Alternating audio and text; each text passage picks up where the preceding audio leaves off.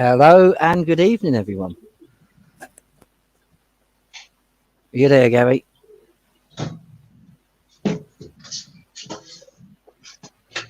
Oh, I think he's just coming back. Right, we are live. Right. First of all, apologies to a lot of people. I was in an extreme rush when I actually set up this live, and I was really not paying attention. So apologies to those who come before or after, because I got the time and the date wrong on that. So my apologies. Honestly, it was just an oversight because I just was not paying attention. I was just too busy, and I had to sort of kind of do it in that moment. So good evening to everybody. Thank you for tuning in. I'm Nathan Kirkton, Lawful Rebel. This is Gary Clarke. Say hello, Gary. Good evening, everybody. Hope you're all well. What we're going to do is we are actually waiting for a couple of guests to come on. We have, I believe, Danny Rosco Jr. and Rafy Cohen from Holland coming on tonight. And then we're also a bit later going to open up the panel to anybody else who wants to come on or discuss a topic or discuss the topic, any of the parts of the topics that we discuss. So bear with us. We're just waiting for some people to get in. There's quite a few people running behind today. And yeah, I mean, anything you want to sort of have a little chat about before anyone comes on, Gary, quickly? Not really. I can't do it now because it's on the other bloody. It's on this phone. But we're going to have to. I'm going to have to send you this information that Martin sent me. And we're going to have to discuss the fishing as well because he was concerned about the fishing, and I did say when I get a chance we will do it. But I ain't had a chance to send you the stuff yet, so you can look through it and do the live on it. But we will be doing that on the fisheries and that because they are robbing us blind, ladies and gentlemen.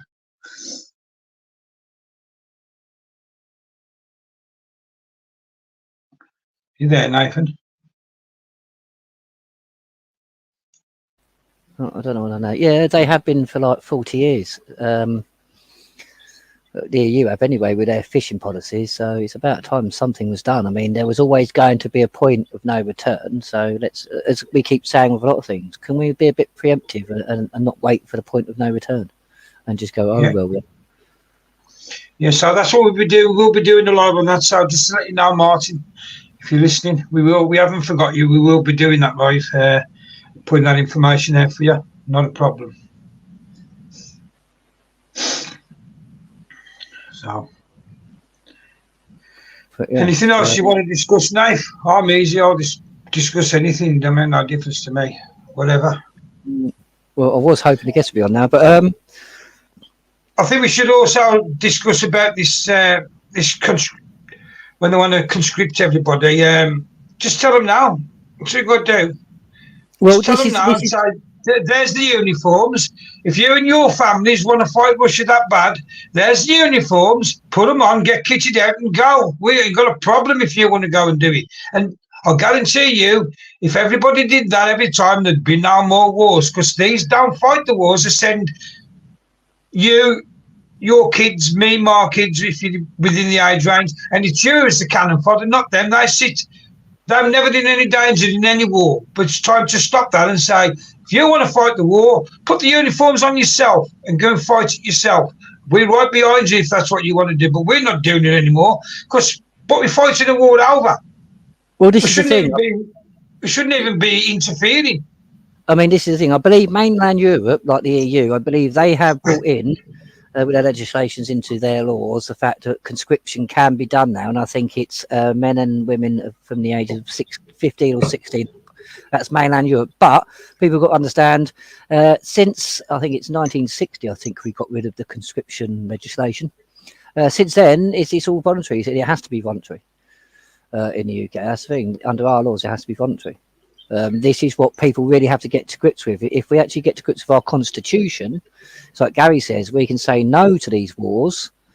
I mean, we hear so many like the people say, like the generals and the leaders going, we must prepare, we must be ready for war with Russia. It's like, well, I hope you mean you, not the royal we, because I ain't going to go and fight Russia because they've done nothing as far as I'm concerned. I know a load of people jump on me for that. But if you do, you don't know the full story.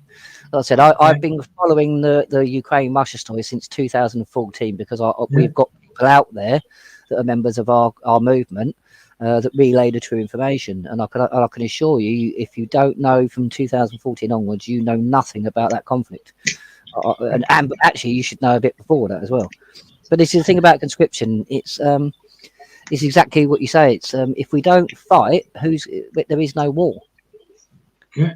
This is why it's like Yeah. tonight.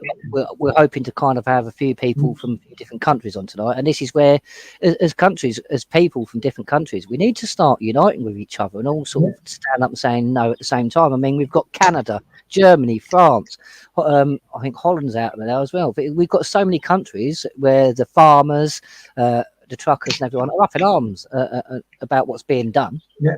And we've got to start backing up. We've got to start backing our farmers and that up as well, and the lorry drivers, because at the end of the day, we seem to be the only ones who don't care if we start, because we ain't doing nothing about it. Nobody's out there like in Europe, and we've got to start backing them up, basically. Well, it's not just that. Look at what we do, and it's like, and I'm not like attacking anybody who does it, but it's like we kind of. If anybody was in the movement for long enough, I mean, myself and Gary and like Rafy's coming on out, we've been in the movement doing our stuff for longer than a lot of us care to actually sort of admit. But I remember a time when we did have millions in London and stuff like that. I remember a time when London was brought to a sort of standstill. But even at this times when there's a million people in London, it was never put on the news. Most people outside of the march never knew it actually happened. And this is a lot of the problem. We have to become our own media. So it's not a case of leave it down to the one or two leaders to try and somehow reach the world. We all need to start being a spider's web and actually just slowly pushing this outwards, all coming together under what we agree on. We can all find things we disagree on. We need to start coming together and finding things that we agree on. And I'm pretty sure if you used to ask, as Godfrey Bloom put it on one of our lives, the average commoner from the Hackney Common, if you used to ask him, do you want to be ruled by and your life governed in every single aspect by a couple of unaccountable, unelected bureaucrats, most people are going to say no. So at least we can agree on that. So people like the WF, the WHO, and the UN don't want them ruling over us. So we can at least agree on some things. Right, I'd like to welcome to live Danny Rosco Jr. Hello, Danny, mate. Yeah, what's going on, mate? You all right? Not too bad, yourself? Yeah, not too bad. Evening, Dan. You're a bit quiet, mate. Evening, Gary. Yeah, it's the setup. Let me see. Put your volume up a bit.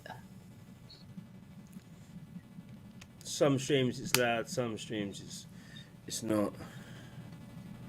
Right, that might be a bit better. I'll try turning your volume up. Yeah, well, yeah, me and Gary, obviously I want to sort of get on to and sort of like for you to sort of tell everybody what you're doing. But myself and Gary were talking about the conscription and about generally the stuff that's been going on.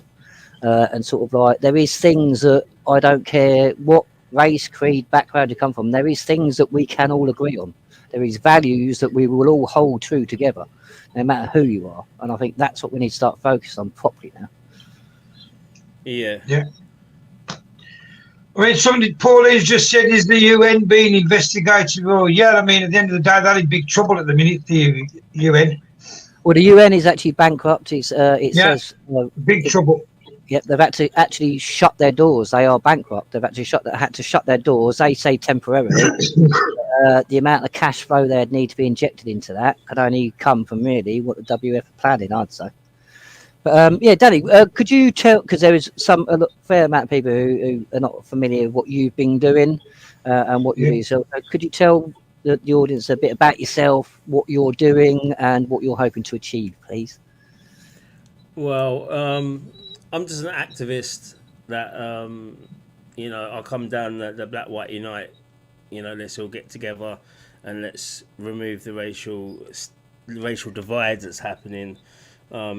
Because obviously that's what the government want us to do, fight within each other rather than fighting against the government. So, it started off with Black Lives Matter to show that they are just a Marxist organisation and they're not even there for black people. And then it's just gone on from there. It's gone on to other stuff. So yeah, that's really that's what I do, I guess. It's really hard to pinpoint it, to be fair. Like exactly, because there's a lot of everything. I don't think there's if there's only one aspect to what you're doing, I don't think you're doing the right thing personally. I don't know many of us that can really narrow it down to one thing we're doing. There's different variables to, especially if you're an activist and you're trying to get things changed for the good. There's going to be multiple variables and multiple angles to a lot of what you're doing. Yeah, I mean, 100%. I mean, you've been doing it for quite a number of years now. I mean, how would you describe the interactions you've had and as far as the information you're putting across with the general public? With the general public, well, I get mixed reactions depending on which side of the court they're playing from. You know, but generally on my side is positive reactions. Is, you know, people understand what's going on. People understand that, you know, it sounds crazy, but to stop the anti-white hate that's going on, it needs a black voice to do it, because obviously anyone who's white is trying to say, you know, we need to defend our borders, or, you know, we need to understand why multiculturalism failed, things like that. If a white person says it, that people just say it's racist straight away and don't listen. At least with me, I can get, you know, 2 minutes of people listening before forming a negative opinion, or, you know, they'll listen to see what the rest of it is, because it's a bit strange they're not hearing people like me say these things. So yeah, so from that, and then from the other side, you know, the black supremacist side, or, you know, the liberals who are trying to push all these hate crimes through, they absolutely can't stand me. So I get a super negative vibe off of them, because they understand that, you know, I'm exposing the corruption from within. So it's both reactions, which is good. Which means I'm doing something. Yeah, that's what I was about to say. At least you're doing something right to get the right reactions, and this is what a lot of people, I think, need to understand. Is that people can't leave it just up to people like us to go out there and change the world. The world will change when we all change it ourselves. And I think personally, 100%. that's the hardest thing we find. Whether if you take any slogan out of it, right, well, we all face the same demons. So the WEF, the UN, and the WHO, for instance. We can everybody should be able to unite on that, because they don't discriminate. The WF, the UN, they're not saying, look, we're only going to attack the white people, or we're only going to attack the minorities. They are saying they're going to do this to all of us. Exactly.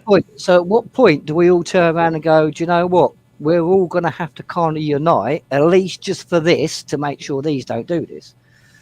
At what point do we get to that, I think, is what we really need to find the key to.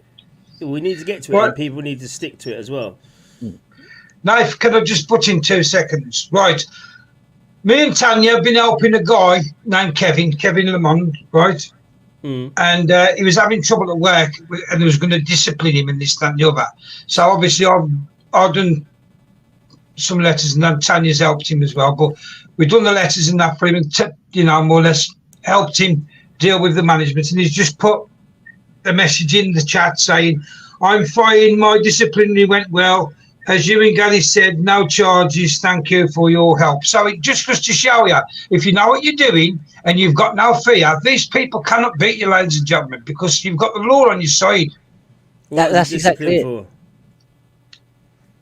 What was the discipline for, Gary? Basically what it was, from what I can remember, he was out in his lorry, 7:30,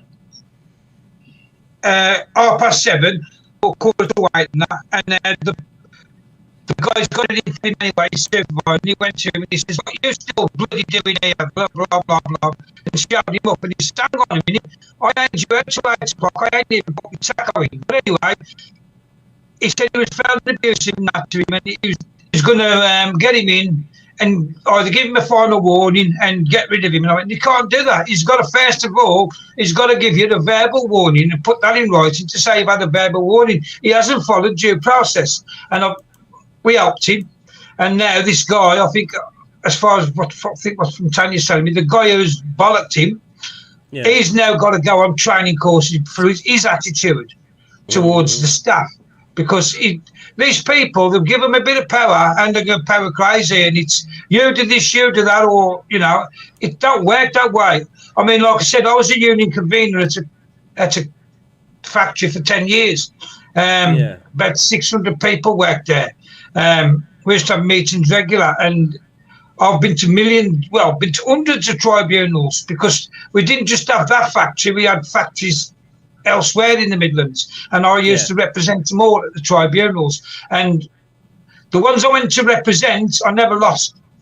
Obviously, some I would have lost and I never went to tribunal because I told them straight, you're in the wrong. If you go to a tribunal, you will lose. And I wouldn't take that case on, because I know it was pointless, because they hadn't got a case. But everyone who I thought was 50-50, etc., I did go and I won them, because I knew what I was doing. I learned all about contract law, employment law, and I knew what I was doing. And it doesn't change that much from then to now. So if anybody's ever got a problem with work and disciplining you and etc., just contact me. I'll help you if I can. But if you've done wrong, I'll tell you straight away, where you've gone wrong. What you have to do if you're an employer, you've got to stay polite. You can't effing blind at your employer. You've got to understand these people are trying to get you in a position so they can get rid of you. So you remain polite, stay calm, and you just go like Kev did. He didn't effing blind back. He just says, excuse me, I'm not out till 8 o'clock. I ain't even put my taco in.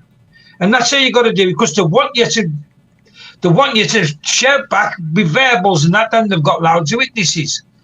This is the thing, whether you're dealing with our proceedings, like there's a due process to everything in life. Yeah. It's like Gary says, with disciplinaries and things out there, there's always a process. If you do not complete that process 100%, then basically you're not being honourable to the process and the contract that you're under. And this is what we try and get across, because it's a very similar thing when you're dealing with, for instance, the tyranny and treason. There is a contract between us and the monarch. It's to do with our sovereignty and the power we lend and stuff like that. And there's a contract that's being breached. Unfortunately, in our case, as we are literally their employers, we're not upholding our policies. We're allowing them to write the rules of the business. So we need to start grasping this. Many situations are very, very similar.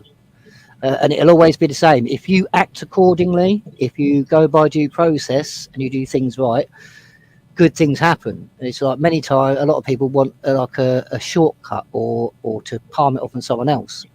And this is the problem. Our education and what we do is been absolutely annihilated. Right, 2 seconds ago, because I'm not sure if you know Rafy, Danny, but I want her to introduce herself. So I'm going to bring Rafy on. 2 seconds. Hello, Rafy. Long time no speak. Hello. How are you? Not too bad. Good evening, Rafy. How are you, darling? Hi, Gary. Hi. Right, Rafy, many people won't know who you are, what you've been doing. I mean, we've already said earlier, it's like me, Gary, yourself, that we've been doing this for more years probably than we'd like to admit to. Just so for the people who are not aware of who you are and what you do, could you just sort of give a little bit of an explanation about what you do, please? Okay. Well, I'm an activist in the Netherlands, and I founded the Dutch Defence League, and been busy for about 8 years. And I'm very much against our invasion of Muslims all over, not only from the Middle East, but also from Africa. And it's getting worse in the Netherlands. It's getting worse and worse. We are a very small country, you know. Much smaller than England. Yeah, very small. I am Martin, just before that, I am Martin coaching you. I think I remember you said, but you had some very good news recently, didn't you? Because you spent a number of years in limbo. I believe that's all now come to an end, isn't it? Yeah. In limbo? What do you mean? With your court case. Oh, right. Let me tell you. In 2015, I had a speech about Islam, in which I explained a lot about the Sharia. And actually, I started from telling that I was born in Indonesia, which is the biggest Muslim country. But I was born, and my mother was Christian, my father was Muslim. So I had quite a lot of experience in that field. But I came to the Netherlands when I was 9. So I've been working a lot and was not involved in politics. And then later on, when I was a lot older and didn't work, I followed Geert Wilders, and I really understand the big meaning of the impact of the Islam. And some Dutch people say, well, you have some bad Muslims, but you have also good ones. Well, if they're in the minority, then you have nothing to say. And anyway, going back to my speech of 2015, I said something that I had discussed for Islam and Muslims, and the Dutch government, they sued me. They said I offended the Muslims, and I was in court for about 4 times. And each time, I appealed for a higher court. And that was quite a struggle because in that time, I stopped a lot of speeches, and I also had some problems at home because my husband has the muscle disease. So, do you understand? This was all coming together. And in the end, after 7 years of struggle, I was finally acquitted. And that was really, I was so happy, for that. I was for you actually, Rafy. I must admit, I kind of sort of like punched the ceiling when I sort of found out from you that they'd completely dropped you. I was like, yes, Yes. because that was at 7 years. I mean, I remember that back in you mentioning it on the Restoration radio that lot back years ago. That lot, it's like to think that it's been going for this long with, like you just said, with the personal problems you've had to deal with that, as well as your activism, as well as the court case. I've said this many times, Rafy. It's like, as a woman, you're one of the most strongest women I've ever had the pleasure to meet. Yeah. I don't think many of could have gone through what you've been through and still been smiling and as full of fight as you are now. So, bravo. And actually, the speech was together with a German guy, and was Tommy Robinson was there as well. But the other people were not prosecuted. You mean? I think the eyes were all fixed on me because I was giving speeches in Germany, and I think they've been following me for quite a while and just waiting to catch me on the words of offending Muslims, because how can I offend them when they just step on us and they offend us, for they spit on our culture, on our values, on everything. And the Dutch government is just crazy. They give them houses, social welfare, free this and free that, and all the people just work and pay a lot of taxes. But anyway, have you heard about Geert Wilders winning the election in England? Who's winning the election? Geert Wilders. Yeah, we got that information. Yeah, we got that. Which is good. Yes, it's good for Europe. Another nationalist in charge of a European country, which means we are. Well, Maloney should do more, to be fair, but we're starting to have a bit of a barrier against those coming in from them countries. Yeah. I mean, I'm kind of glad you two are on tonight. I'm kind of glad this comes out, especially you, because I don't think. I mean, we've got Canada, Germany, Netherlands, we've got France. All these people are standing up, and many people, it's like some platforms on here on YouTube, they will attack you for saying the things you said, Rafy, as though you're a racist or something like that. But it's usually taken down as, oh, the English is just racist. So if all these countries are saying the exact same thing and saying this is how we're being affected, this is the response. This is what's happening. How can this be about racism, about the English people just being racist? I don't get it. I mean, is the whole the whole population of the West meant to be racist now, or is there a problem with Islam? And I think, Danny, you'll agree. I mean, we're starting to get to places now where people will discuss Islam.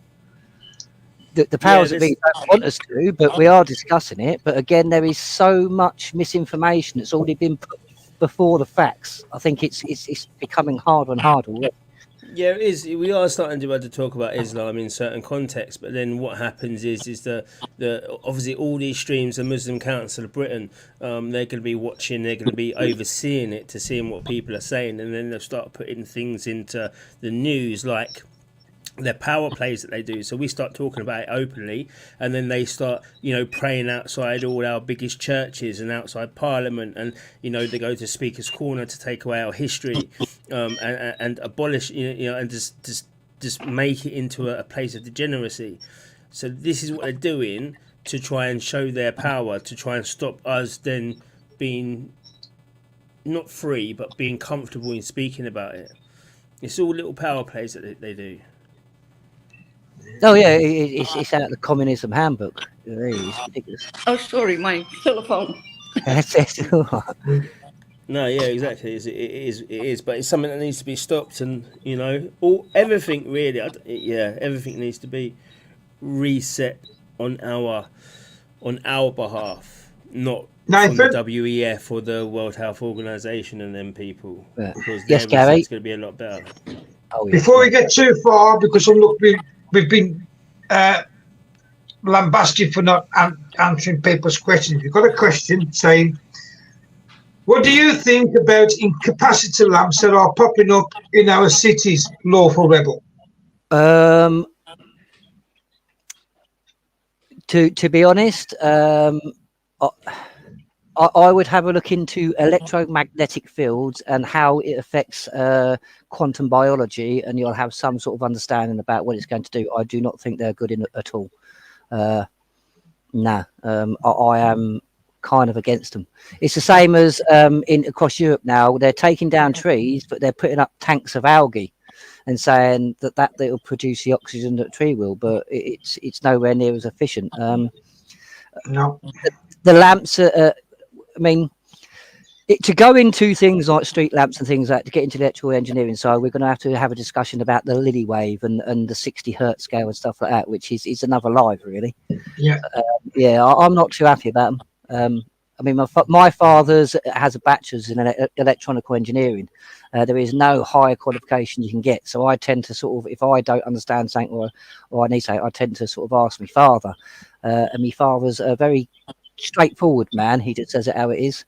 And it's like, for instance, I showed my father one of the power cables going to some of this tech, and the first thing he said is, I love over engineering, but that kind of takes the piss. He's like, why would you need that input when it's only designed to need a certain output? And I went, well, it's 5 times the input to what the outputs need. He went, to me, that is over engineering, and it's exact words were, that's over engineering with a purpose. So even my own father's sort of saying, well, clearly they may be doing that preemptively for something else. So it's like, but yeah, that we'll do a whole live on that, because we've got to get into like the effects on the human body, our cells, our own electromagnetic field compared to the electromagnetic field that these devices give off. I mean, that's a very deep and that's a live in itself. So I'll have to do that another time. It's put incapacitated lamps are up to genetic weapon used to subdue you for arrest, etc. I know one thing. They keep you awake at fucking night, them lamps. It's not just that; it affects. It's like the Lily wave. It actually affects, on a general basis, the electro waves that the brain receives and transmits, because we do actually receive and transmit, and it basically it stops endorphin production and stuff like that. These are all still in the process because there is no actual conclusive, I'd say 100% conclusive peer-reviewed data on the effects of this. So a lot of this is me basically reading through a lot of engineering magazines, reading through a lot of papers similar, and sort of come up with my own opinion. But my stance is, I say we recall and stop all this until we actually have conclusive data. Yeah. I mean, what to me, to actually change your brain waves. I mean, when we get into things like alpha waves, gamma waves, delta waves, and stuff like that, it has the ability to either make a population dormant, make them aggressive. I mean, it can actually change your behaviour because it interferes with the brain pattern. I mean, yeah, like I said, that's a whole niche on itself. I'd be sitting talking for hours if I get into like the science side. there used to be a saying, as you know, if it's not broke, if it, don't worry, you've got to fix it if it's not broke. And the old lamps are sufficient, but now, especially where I live, you could actually go outside now, put some coats in the street, and have a proper football match. It's that bright in the street. That's how bad these lights are for your health. And most people of a certain age will understand what Gary's saying there, because jumpers for goalposts, like I said, once it started getting dark, you couldn't see the goal, so therefore you had to sort of go in. But yeah, it's like, why we have you both on the panel, because Rafy, I don't know if you know a lot of what Danny Roscoe does and stuff like that, but it's sort of like all of us have sort of at similar points have discussed the problem of Islam, basically the what people class as invasion and stuff like that. I mean, as it stands now, I'd like to hear from you both independently. From where we started, when you first got into the movement and become aware of this, Danny, say with you, Rafy, when we first started all them years ago, how far closer do you think we are to actually the people actually getting some sort of resolution and understanding the true behemoth problem we face? Well, Holland's a lot closer than where we are, because they're actually putting into power people who will be protecting against this type of invasion. Do you know what I mean? Exactly. Geert Wilders has been from somebody facing years in prison because of his hate speech to being the leader of the country. And the only person we have like that now is Tommy Robinson. That's But true. Obviously, our political party system won't allow him to be an MP or a politician anyway. The Electoral Commission will stop that. They've tried stopping many of us that have tried before. They don't want people with certain views. But this is why I kind of want you to sort of give us a thing, because, like you say, Danny, it's like Netherlands are further on than us in actually addressing this. Mm-hmm. So it's sort of like I'm thinking, what lessons can we learn from the Netherlands? Because that's what we should be doing, shouldn't we? Well, it goes to how I always say, we have to vote a different way. We have to vote for the people who are going to be looking after us, and that's how Geert Wilders has been there. You think the establishment wanted him there? Everyone tried to stop him being there at every single level, and he is there. So that's what people need to look at. How did the normal people, everyday people in the cities and in the villages, how did they do it? Well, they voted. Do you know what I mean? Well, this time they really listened to him. But why does it take so long to see the truth? And why are there so many people just so naive and think they are also good Muslims, And the Dutch government is also at fault because they put a lot of Muslims on high places. We have at the moment 2 mayors, Muslim mayors, and we have a lot of other Muslims in the Dutch government, and they will use their power in a wrong way. And I think there are 2 kinds of Muslims: the people that just pray and don't even read the Quran. They know nothing and call themselves Muslims, and they go after a leader, and then you have the intelligent, how do I say in English? Sorry, maybe the intelligent Muslims that go on another way, like having first their way through the university, get a degree, get into politics, and then they show their real face. Yeah, Oh, yeah. Then they can use the power. Do you understand? Yeah, but I mean, It's not the man in the street that has a barber shop and, he smiles at everybody because, well, if he doesn't smile, everybody comes in and they don't talk about the religion. And then the Dutch people say, oh, but he's a very kind person. They will never show their real face. I mean, me personally, I kind of like, I could probably be labelled that because I attack Islam. Well, I don't say I criticise Islam. I don't particularly. I mean, but then again, I criticise Christianity, Catholicism, and all that. I criticise control and manipulation techniques, basically, as I see it. So I tend to blame the book, not the people.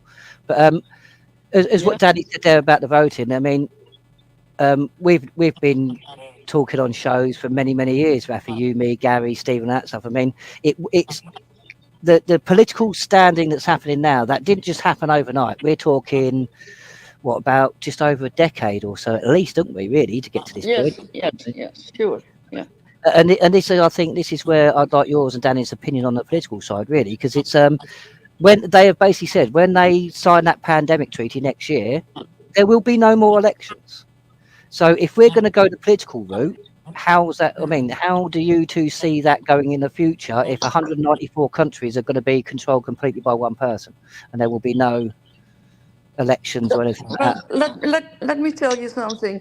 You know a lot about history, I hope. Gary, you also? Yes. And Danny? yeah, And, okay, there were other Christian countries that were Christian before and now Muslim, yeah. Yeah. If you look at Iran in the 1960s, they all wore miniskirts and went to the beach in bikinis. Then when the Muslims took over in the early 70s, they're all wearing burqas and everything now, walking around where you can't see none of the body at all. Yes. And there is one country, I have never been there, but there is one country that is exactly our, how do you say, our model to watch. And that is India. India is so much divided. If an Indian woman, a Hindu, marries, all the Muslim want, how do you say, they're beautiful girls, and if they refuse to marry a Muslim, they be thrown with acid in their faces, Yeah, I think, technically speaking, for violent attacks, I think India actually surpasses any other country as far as like religiously motivated attacks. They surpass any other country by quite a high percentage, I think, if I remember correctly. But India is an example. India is an example. What can happen here? Well, this is the thing. A lot of people say, "Well, that will never happen here because we have a different system." But it's like Gary says, many of the countries that are now controlled by Islam, they said the same thing. They had a different way. They all said, "Oh, it'll never happen here." There's numerous countries that have turned Islamic in the last 50 years that have said the same thing. There's still people alive today saying, "I never thought it could happen. I never thought our leaders would let this happen." And then when you actually get to understand the fact that all our leaders went to the same WF university as each other, they're all there with the same goal. Understand we're being controlled by a group of people that want the same thing, and that's not what we want. But we've also got a group of people who do want the same thing, and we're starting to enforce it. We've got Geert Wilders in Holland. We've got the AFD for Germany. We've got Giorgia Malone for Italy. We're going to have Marine Le Pen for France next time around. Who else are we going to have? Yes, true. And Trudeau. Don't forget Trudeau. Yeah. And Asshole. He's an asshole. he is definitely that. But these people, when we get together on the nationalist side, we can actually build our own kind of economic forum or our own kind of eurozone, but it will be excluding the stuff that they want to put in. Do you know what I mean? Because Yeah, yeah. if everyone's got their country and everyone's saying that we're going to be sovereign to ourselves, we're going to do X, Y, and Z, and we're just going to be trading with these people. We might take a bit of a hit, but it will be definitely worth it to be outside the powers of the World Economic Forum and the Health Organization. This is what me and Gary have been saying for a long time. This is why we want to do what we want to do, because multiple countries across the world can do this, because most countries are common law jurisdiction. We need to uphold our rights, for instance, so we can have, like we've said to you many times, Danny, it's like, it takes a long time. It's like in the Netherlands, it takes a long time. It takes the people to help manoeuvre a situation to allow that. Currently in the UK, I don't think we have the situation where any independent can do any good. We've had independents try and they've failed. We need to actually put a line in the sand. And as you say, this being a sovereign country, we are only a sovereign country if we uphold our sovereignty. We are signing this away. Every time someone uses human rights, you're using the United Nations Human Rights Declaration. You're not using our laws. You're actually signing over your sovereignty to a foreign power. So we won't be sovereign. We won't be a sovereign country once this pandemic treaty is signed. That's the problem. That's why I tell everybody, go read it. It stops us being sovereign. We are then controlled by the WHO. We are no longer a sovereign country, so there is no voting. They say in the International Health Amendment regulations, amendments of 2015, they've done in November, they say there, end of dignity, the end of democracy, end of everything. There will be the only narrative that will be told is what one person from the WHO tells everybody to say. So, like I said, it's going to be a long while away, though, for people to be that indoctrinated to But you know, that. I don't think people don't need indoctrination if you have a WF army. You know, England is already, with the Brexit, it's out. It's not under the influence of the EU anymore. But we are. Unfortunately, though, a lot of people decided that when the European elections came up, that they would like to vote so that we actually agree to be still bound by European treaties. So we may not be in the EU, and that is true, but we are still bound by the treaties that the EU have created. They're actually destroying our fisheries, our industries across the board, our sovereignty. Yeah, a lot of this though, right? I'm gonna put it out there. A lot of this is because again, we've got people in power in these official powers that don't want a Brexit, that never wanted to Brexit, so they made it worth. DEFRA didn't, the actual company body didn't want a Brexit. Okay, so they made sure that they've ruined the fisheries. They've made sure that the food coming in from Europe has to all be tested, even though we have we've been out there for what 40 odd years, so we have the same standards. The food's always going to be the same. We're not just going to say, oh, do you know what? Let's make a worse product. And Europe, they might probably give us the worst product, so it might be good for coming in. But even still, it shouldn't need to happen because we've been trading for so long and we know each other's red lines. So this is just literally people in power who are doing this. So what we would need to do is get that person into the major position of prime minister or up there with a voice to be able to get rid of half of these companies, half of these middle management places, half of the NHS can go, half of the civil service can go. Get rid of everyone and make sure that we can then start again, because without that, this is always going to happen. This is why myself and Gary and many others say the standard that we do this by is the Constitution. If members of Parliament, for instance, all the people in the Crown authorities in the public domain, if they are not understanding the Constitution and what is a breach, they should not be allowed that job. And that's what we're saying. We can clear Parliament out in one go by using the law, and the law states we have to do this. It's the law that actually says we have to do what me and Gary are doing. Once we clear that out, then we can put people in. But I want to touch on something you said there, Danny, because it is very true. To all these people that go on about us leaving has just caused more problems. Mainland Europe actually upped its state safety standards due to the British safety standard. Yeah. So our standards are actually a lot higher than a lot of mainland Europe, to the point they had to raise their standards to come in line with us. And that's why I say it again and again and again, I cannot see any problem with the transfer and things like you said. It's like we have to make sure the products are good, because we have a higher safety standard than most other countries in the world, technically speaking. Is that so? Yeah. Mm. Okay. Like I said, this is a lot about politics and how we was all blended. A lot of people don't get. I mean, this is the hard part. I mean, we're the naughty child of Europe, and they want to try and you know, and I don't think we can claim that role anymore. I think we're part of the Breakfast Club now. I'd say, if anybody's ever read or actually watched the film, we are. There's a few countries. We've got the Netherlands, we've got Germany, we've got the people of France, we've got us. That lot. We're all the naughty children because we're all standing up and we're all saying no. So it's just the leaders that are kind of still in certain places that are keeping the illusion going. yeah. But we've got to. We've got. I'm sorry, but it's like we may have started before a lot of other countries, but like countries like the Netherlands, Germany, Canada, France. I'm sorry, people, but me and Gary have been saying for years, we can't do this thing where we keep turning up, stand there for a couple of hours, go to the pub, then go home. We should be doing what you lot are doing. We should be going somewhere, like me and Gary have tried doing many times. We need to go somewhere and stay there. Not just turn up and go home, turn up and go home. We need to go and stay somewhere. That's why myself and Gary, because we was going to come and see you, wasn't we, Danny? But we ended up going up instead of down, so we missed you. But this is what that was about. It was about having conversations with group leaders and other people and actually getting to the point where we say, right, well, we're going to do the same.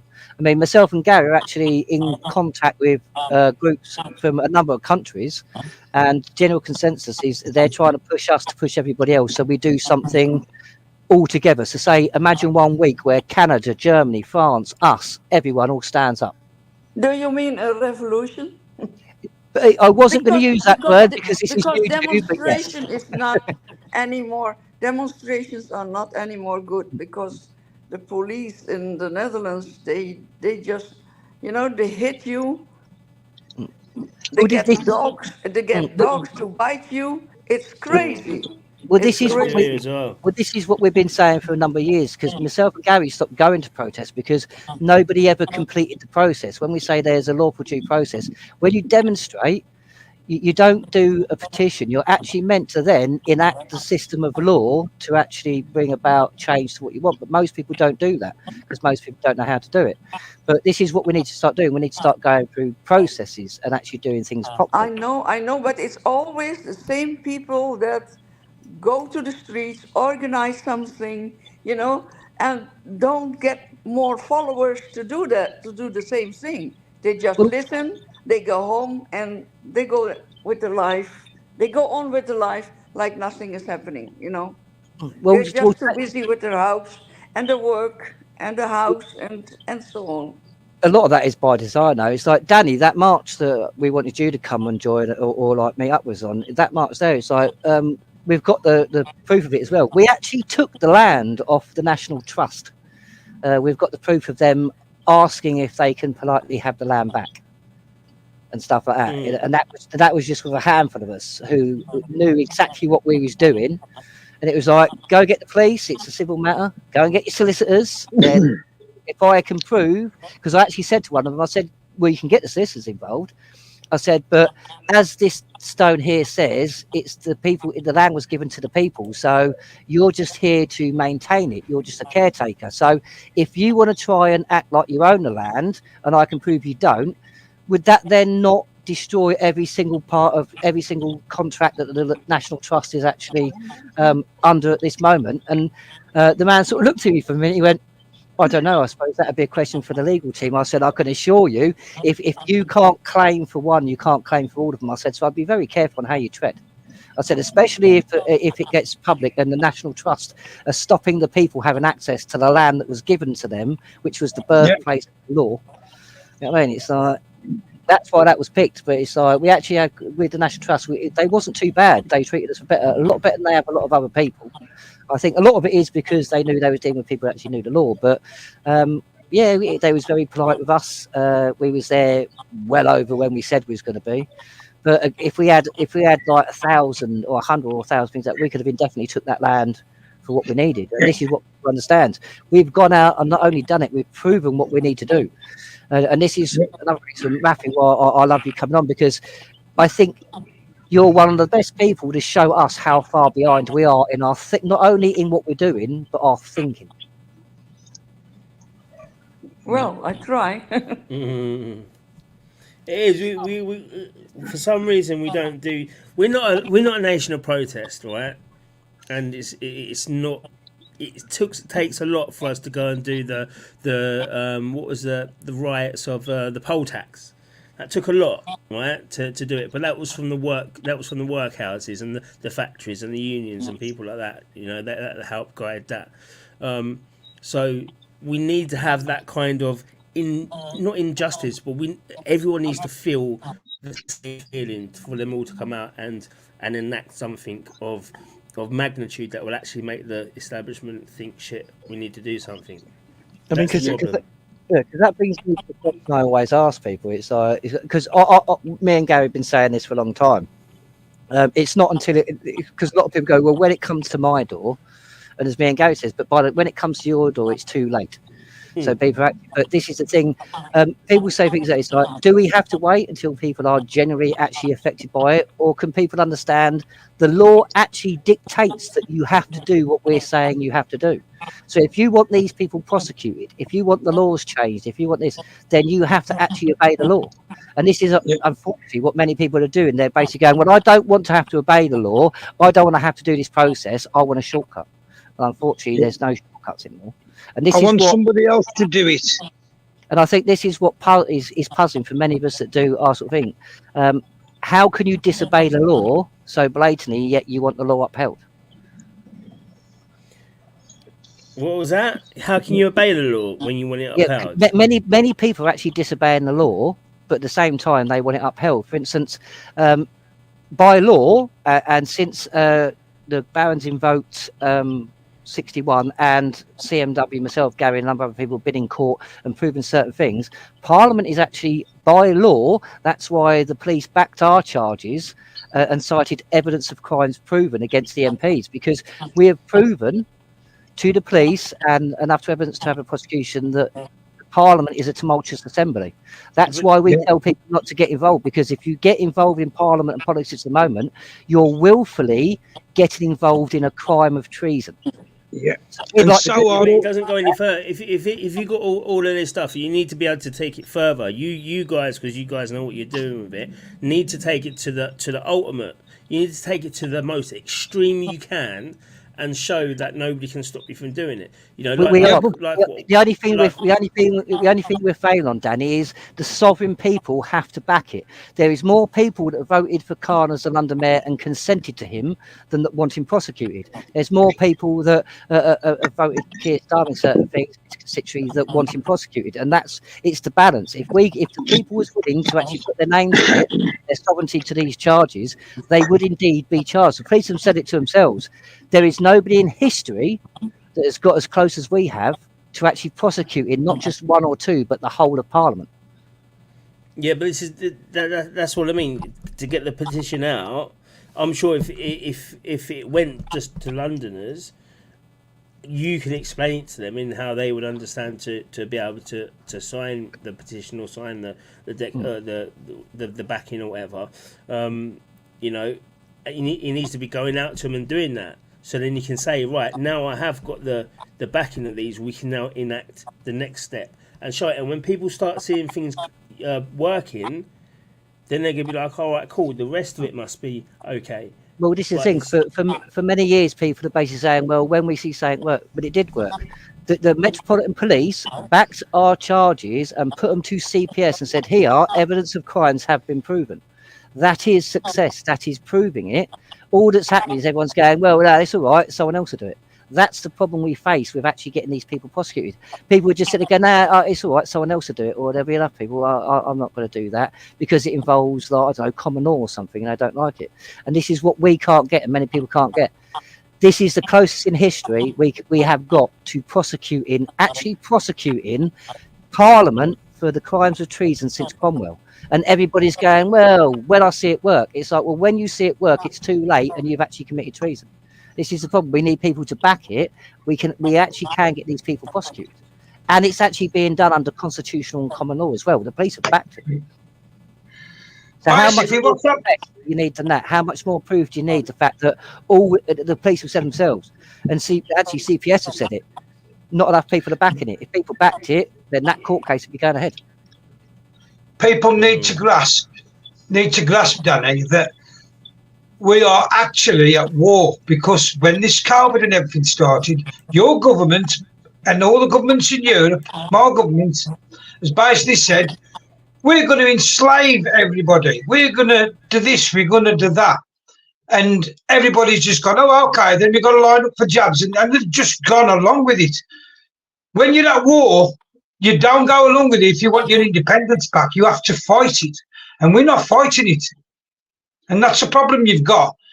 61, people go on about climate change. They go on about child trafficking. They go on about council tax, income tax, all these sort of things that are unlawful. Well, 61 gets rid of all of them in one fell swoop. You don't need any other documents other than Article 61, and everybody's standing under it. That's all you need. Yeah, because basically, when you undergo diffidatio, what you're doing is you're removing full consent from the Crown. So instead of doing what a lot of people are doing, where it's like, well, I'm going to not consent to my council tax, and instead of going around and trying to remove your consent and doing the lawful process of each of them individually, you can do it in one foul swoop. You can just and this is for the rest of the Commonwealth as well. You can actually just remove your consent from the Crown and the Crown authorities. Therefore, they no longer have the power of your sovereignty. Therefore, this is why they are a tumultuous assembly. Because I mean, it's not just thing. There's evidence in our case. I mean, there's a second lot of evidence actually that involved bits with the EU, the pandemic, that a circuit judge actually off his own back said, "I'm putting this on court record." Yeah, we've had a lot of success in the courts. The problem is the people, because the people don't want to stand up for their rights, and this is the problem. Netherlands is getting it, Canada's getting it, other people getting it. They're taking our rights away. Unless we uphold our rights and our system, silence is consent. So unless we do the right process, we are consenting to whatever they do. The same as when you vote, what you're doing is you're lending your sovereignty to your MP for 4 years. You're giving a blank check for 4 years. And then you complain after 2 years they're doing something you don't want. It's like, well, you've already given your consent. So this is what people got to learn to do. They've got to learn to actually deal with the contracts, deal with the things they've done to consent. Remove full consent from the Crown, they have no authority. Exactly, because you're governed by consent. If you remove your consent, they're going to govern. There's nobody paying any attention to them anymore. That's how you've got to do it. Because if you as the law stands, especially with voting, especially with contract law consent and stuff like that, if you allow yourself to be on the electoral roll, they can take your tacit consent, because being allowing yourself on the electoral roll is actually consent to be governed. And despite what a lot of people think about voting, not voting, you have the right to be governed and you have the right not to be governed. And that goes for most of the parliaments in Europe and around the world. You're governed by consent, and most people don't understand that. It is with our consent that we are governed. Sovereignty actually means above rule, so we cannot be ruled or governed without. That's why it's done by consent, because the people are the sovereign, not Parliament. The people. That's why it's done by consent, because we cannot be ruled. That's what sovereignty means. Sovereignty, the meaning of sovereignty actually means above rule. So they have things by consent, and unfortunately, where we're being silent or we're not doing the paperwork, officially we're consenting. And why do you think that guy now in the EU has disappeared? That Verstappen, whatever his name is, used to bang his fist on the table and say, "You must give up your sovereignty, because they can't take it. You've got to give it up. They can't take your sovereignty. You can only give it away." And that's what they're trying to say. Everybody must give up the sovereignty.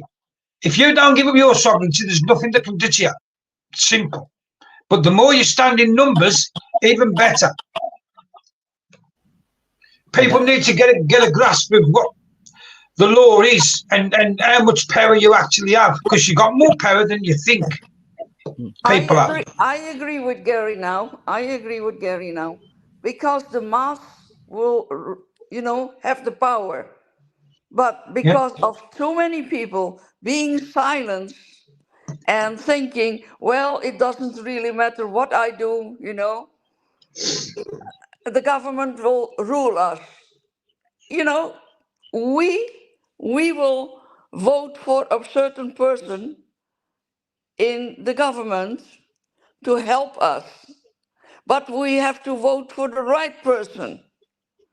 Like in our case, Geert Wilders has also been in court because he,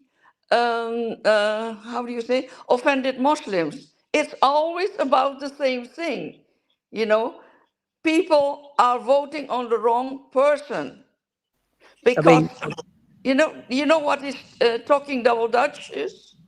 yes. Yeah. Okay. Well, they have so many people on the left side, and I must say one thing: the left side sometimes they stick together like the Muslims, and on the right side sometimes they fight with each other. Yeah. They want to get bigger, I'm stronger, I'm more intelligent, I have more power. I want everybody to listen to me. It's not like that. You have to work together. you Yeah. know you Exactly. can This is you cannot overrule another person, because you will get divided, exactly, and and the, and the left will laugh at you, see, really. this is where our constitution is so much greater than people actually understand. The actual definition of constitution is the ultimate law. There is no higher. So if you want to actually beat their statutes, their international, there is no law that is higher than the constitutional law. There is no law higher. There can be no higher. And this is where I think a lot of people have got to start to grab. It's like you said there, Rafy. A lot of people have got to start to grab this in the way of the way power is given over, the way we sort of have power, give it over, the way things are run, the way in general, the way things are just the walls pulled over our eyes. We have to start understanding ourselves. If we understand how powerful we are within our sovereignty, Yeah, we all have to together, start doing all that. together. And Yes. that's exactly it. But it's like our constitution. It's like America. It's like I've had multiple debates with these, because America seems to think that they're the first ones ever to put enshrine anything in law, which means that they can hold their government to account. And then I sort of pull out 61 and say, hang on a minute, you're talking about some senators. Magna Carta 1215 is nicknamed the Kingslayer. The very phrase "nobody is above the law" comes from Magna Carta 1215, because it proved that the people are sovereign and the king is not higher than the people. And this is where people got to understand sovereignty is about pooling. It's about everybody's equal. So if you want to talk about equality, like on some of these channels on YouTube, you want to talk about equality, about nobody being higher than the other, and all that, look at your constitution, look at common law, because everybody is equal. But people, for some reason, like you say, Rafy, it's like Gary, it's like, you can chime in a minute. When myself and Gary first started, it's like even the left in England would eat each other's throats. And then the lead up to Brexit started happening, and all of a sudden they started getting organised. You wouldn't see the blatant arguments of it, and then all of a sudden you've got a massive groups of people that before would argue each other that That's what I are mean. They behind get each other. organized and they get bigger and bigger because they don't attack each other. They stick together. But what they did is they all got together. Well, at least some of the leaders of all the groups, they got together and they sort of raised the right flag and said, right, ceasefire for now, because we're all fighting the same people. This is what the right need to do, because it's exactly as you say, Rafy. It's like we've got too many leaders Right, and right, not enough generals. right. And you know what my biggest fear is? That it will get worse, much worse in Europe, England, Germany, Belgium, the Netherlands. It will get much worse before more people wake up. And then they think, how could it get so far? How do it get so far? You wake up, you bloody wake up, stupid asses. Sorry, but Yeah, that's It's the but way okay. I think. yeah, it's right. People do need to wake up and wake up fast, but it's getting them to wake up. It takes a takes a special someone or to get the right words out to wake up masses in a short period of time, I think. But it's possible. But then the police will interfere. Exactly. Judges will interfere. Then they throw you in prison.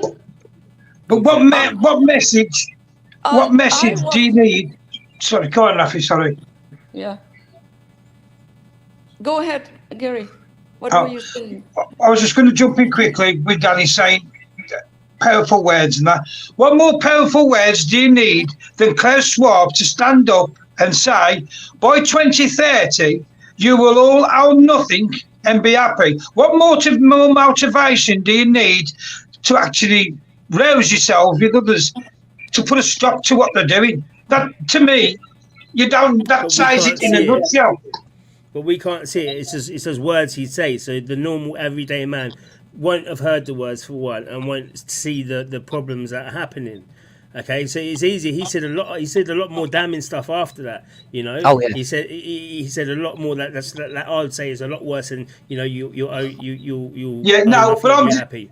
But what I'm saying is, Dan, and from that, but wait, listen. From that, okay, we've got him saying that, okay, that we'll own nothing and be happy. So then, since that, we've got 15-minute cities, we've got zero carbon incentives that are happening. We've got the electric car situation. Then we've got the Islamic, you know, re-nationalising lots of parts of Europe. So that's 4 or 5 things already that could be on the back of that, you know, and that needs 4 or 5 different people to be hitting it hardcore all the time.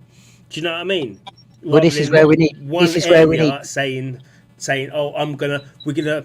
The problem with uniting the right, what I say when I say unite the right, I don't mean it on all subjects either. I just mean it on my subject of immigration. Bang, we can do it on that, because once my voice goes out of that and it starts going into 15-minute cities, I think there are other people more informed and more better to be able to do that. Do you know what I mean? Well, this is why myself and Gary keep being asked by leading that lot, and this is what we are doing now. We're trying to pull leaders of groups into panels like this so we can all start discussing this, so we can all start moving forward in the same direction, because there is a lot of groups that are understanding now. It's like the charges we've actually brought against the government, the MPs and all that, that can include 5G, immigration, the whole lot of it. It technically does. We've already laid the foundations for all that in the charges we've already put in there. This is where all groups and everybody because there'll be people with more knowledge on, like you say, Danny, there'll be people with more evidence and knowledge of 15-minute cities than all of us on this panel. So then they come in, then they add their evidence to the crime, and then it's the people bringing this case against the powers that be, not just about 8 people.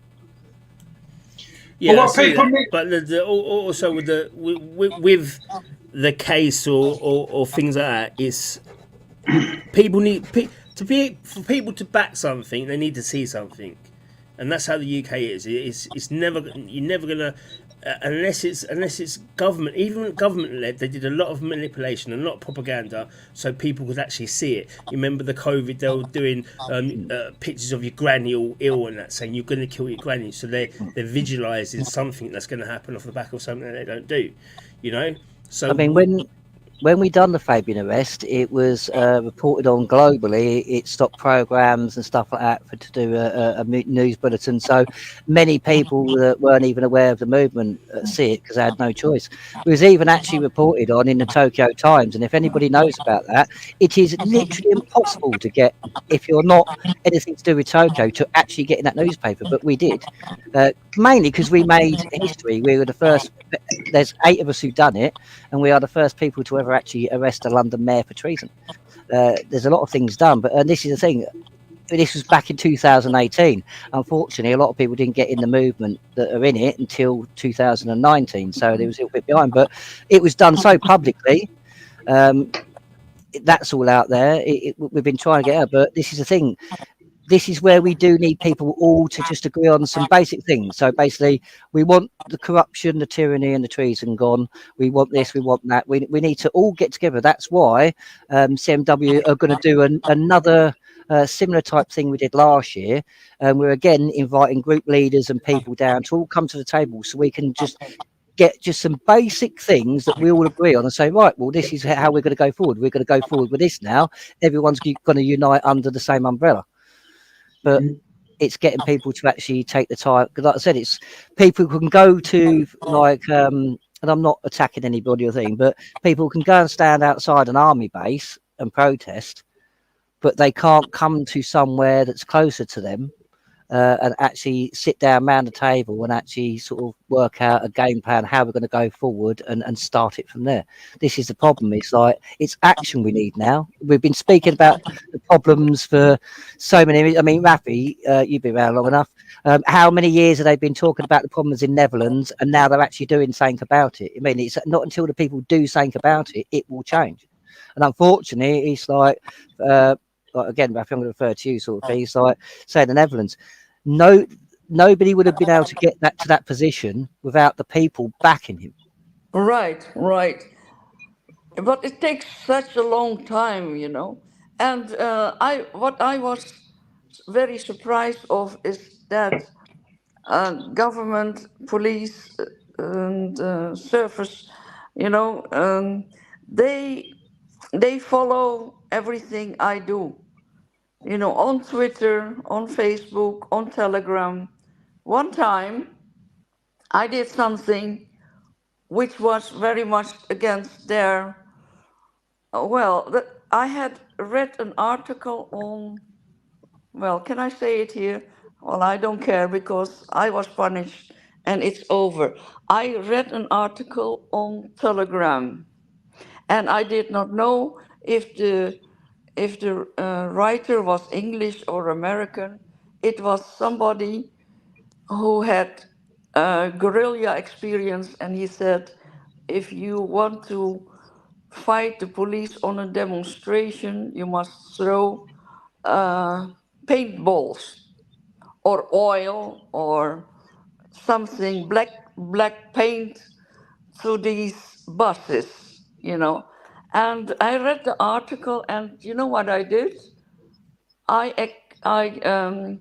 translated it, but it was difficult to translate it in Dutch, in proper Dutch. So I translated it with Google, and I put it on the same Telegram group. But what I did not know is that the police was also following that group, Yes, and a they few. Sorry. this is another reason why CMW doesn't have a massive visual situation on any public platform, because we learned this back in Brexit. It's like with the 77th Brigade and others that all groups are being watched. It's like a lot of people still don't know this. If you have a group on Facebook that has over 1,000 members, you're automatically flagged to Facebook. So we don't have all our numbers in one place anymore. We learned that the hard way a very long time ago, because if you're all in one place, it's easy for them to track you, and you will have police monitor it. They have the power to do that. You will have police in your group if you're not careful, posing as patriots. This is one of the problems we do face. Well, this is why. Anyway, you know what happened? I translated it, put it back on the page, and a few days later, I was arrested and for investigation. Anyway, I couldn't leave the house because my husband is sick and he needs my help even to go to the toilet. So I said, I can't leave. And then he said, you have to leave because the bus with 5 policemen. Can you imagine? I'm a woman. They picked me up with 5 people, and I had to leave my husband at home. Anyway, they had a piece of paper from the court. I had to go, and they wanted my telephone, which I never got back, and they wanted to take the telephone of my husband, and I said no, because you have to. He said I have to go with them, and I will go with them, and you can get my phone, but not the phone of my husband. And I went there, and I called my lawyer. I was allowed to have one phone call, and one phone call was to my lawyer to help me with the investigation. Anyway, I was there for the investigation, but they put me in jail for 7 hours. And then I said, it was not my article, I just translated the article. And then they said, yes, but it was an attack against the police. And Oh, we okay. know you, Rafy, we know who you are. I said, I'm a housewife. And then they said, no, you're not a housewife. You're an activist. Anyway, you Uh, know, yeah, I got in court and I was punished. You know with what? I could choose between 15 days in jail or 30 hours, how do you say, as commu- punishment? community Community service. Yeah, service. community service. Yeah, I So, remember. so what did I do?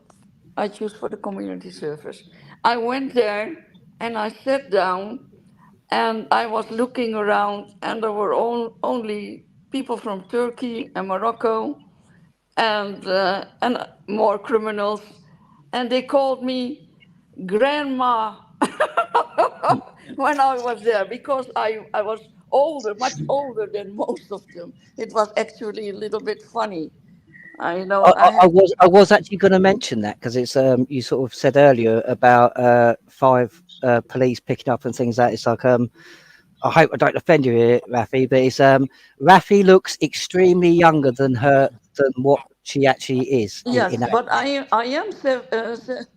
am 72 years old. So anyway, when I was there and putting doses together and so on, all the stupid work I did, I had a few talks with some people who were there, who had much more hours to spend there than I did.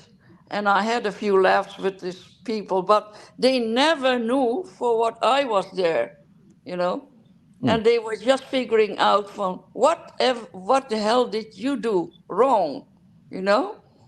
mm. And it was funny because they sort of respected me for my age, but I never I never told them what I really was, you know. And after that period, I learned my lesson, and I'm not anymore on Telegram. I read a lot, but I don't give any comments or take take any part in the discussion. But But before you jump I in, Gary, I need to say something. yes, Just but now I have a lot of American followers on Twitter, and actually they came to know about my case. This is really I was wondering how, but now I know my lawyer. um, what is this American man that knows a lot of Islam? What is his name? uh, Bill Warner, was it Bill Warner? Dr. Bill Warner, yes, a Oh, very, very. okay. Oh, you know him, you know him. Yes, he's been And studying political Islam for 30 years. He's a very, okay, very intelligent man. anyway, yeah, he's a very intelligent man. And my lawyer sent my speech to him. And then he was wondering how it was possible that somebody that had a lot of, how do you say, that criticized Islam and was already how do you say, because of my background, you know? And he Heritage, said, because of your heritage. yeah, and my heritage. Yeah, sorry, my English is not perfect. It's a Anyway, lot better than a lot of people, so don't worry and about that. he Better than yeah, our Dutch. and he read my speech, and then he said what she said was actually really true about the Sharia, and the other part was just expression of her disgust about Islam, and she said nothing wrong. In America, she would be a hero. And then my lawyer said, well, here she has to pay a fine or go in jail.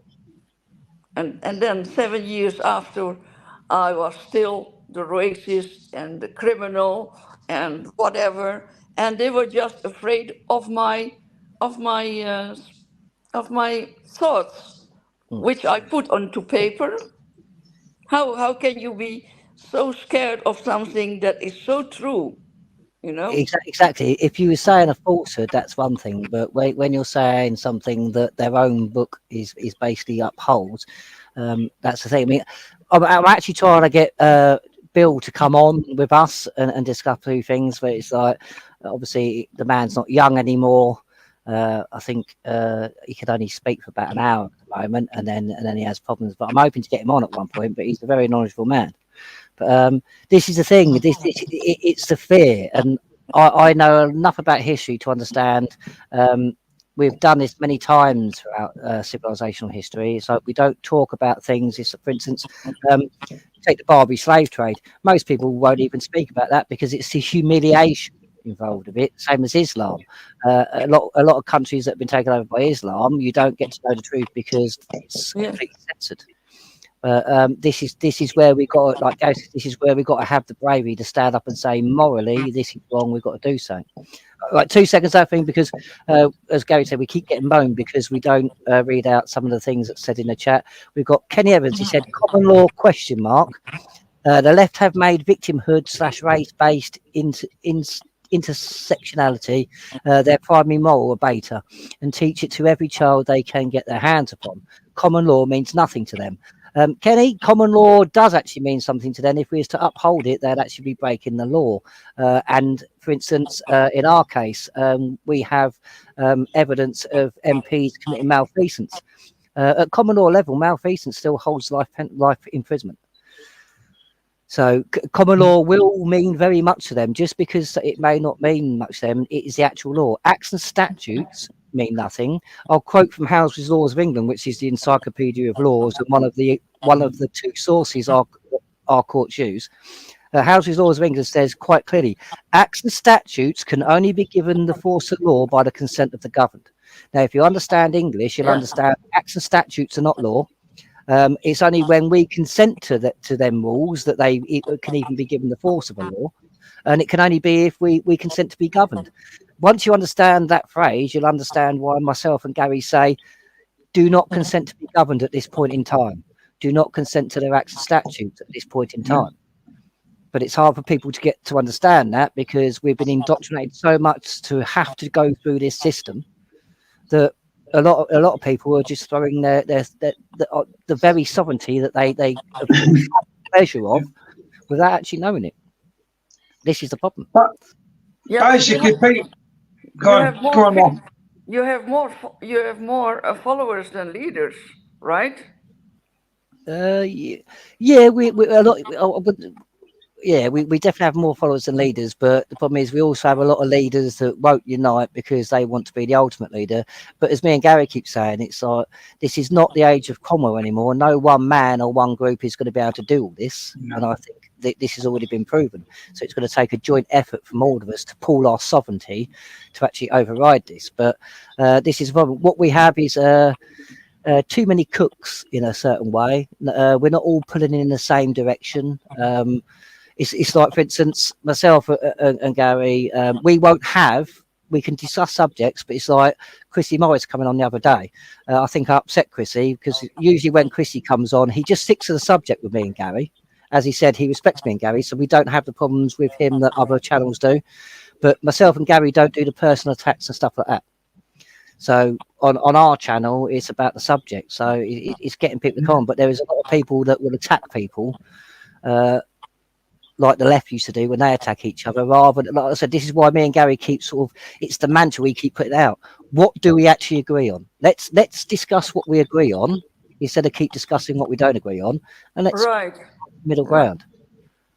All I will say is this. You have a very powerful document within your grasp that you can sign that will remove every problem that you've got. It's called Article 61. If you don't want to sign it, by all means don't. But when the problems do start coming and people do start having their houses snatched off them and everything else, once that process begins, you are too late. Now, would you rather prevention is better than the cure? Now, it's up to you entirely, everybody who's listening. But before you poo-poo it, go and read the document, because it says when there's tyranny and corruption abound, it's not just your lawful, but your moral duty to enter into 61 and remove said tyranny, because if you don't, you are complicit in the treason. It's that simple. I just want to elaborate on that as well, because you don't just sign a document and then it all just magically goes away. The Article 61 process, which is a 3-document process, no more, no less. It's a 3-document process. That is basically to put yourself in a position where, by law, because the law backs you up, you are able to act in the manner. I mean, technically speaking, like in 61, it says one of the only clauses that says we cannot do certain things is, for instance, we are not allowed to harm the royal family. That's it. So as long as we're not hanging the royal family, technically speaking, we're not doing no wrong. But it gives us an open book, really, to do what we want to and need to end this treason. But this is what a lot of people are not kind of getting, because a lot of people think if I just sign up to 61, magically it changes overnight. No, the law states quite clearly, the same as with voting, the same as everything, it starts with you and ends with you. You actually have to be part of the process and do it. No one can uphold your rights for you. So no court will, no MP will, no one will, because the law quite clearly states you have to uphold your own rights. And this is the problem. It's the understanding, because of our education system. Once we get around that and people understand that there is a very easy process that's been given to us for a reason, then we can actually move on and do some things. But this is a problem. It's getting people to obey the law. I mean, you've got to remember, this was actually put to the Queen, and the Queen signed it off and said, go and do what you have to do. I said, so it's now by royal command. So anybody in the Royal Constabulary, anybody who's a member of Her Majesty or His so-called Majesty's Armed Forces, you've been commanded by your Commander-in-Chief to do this. So why are you not? Yes.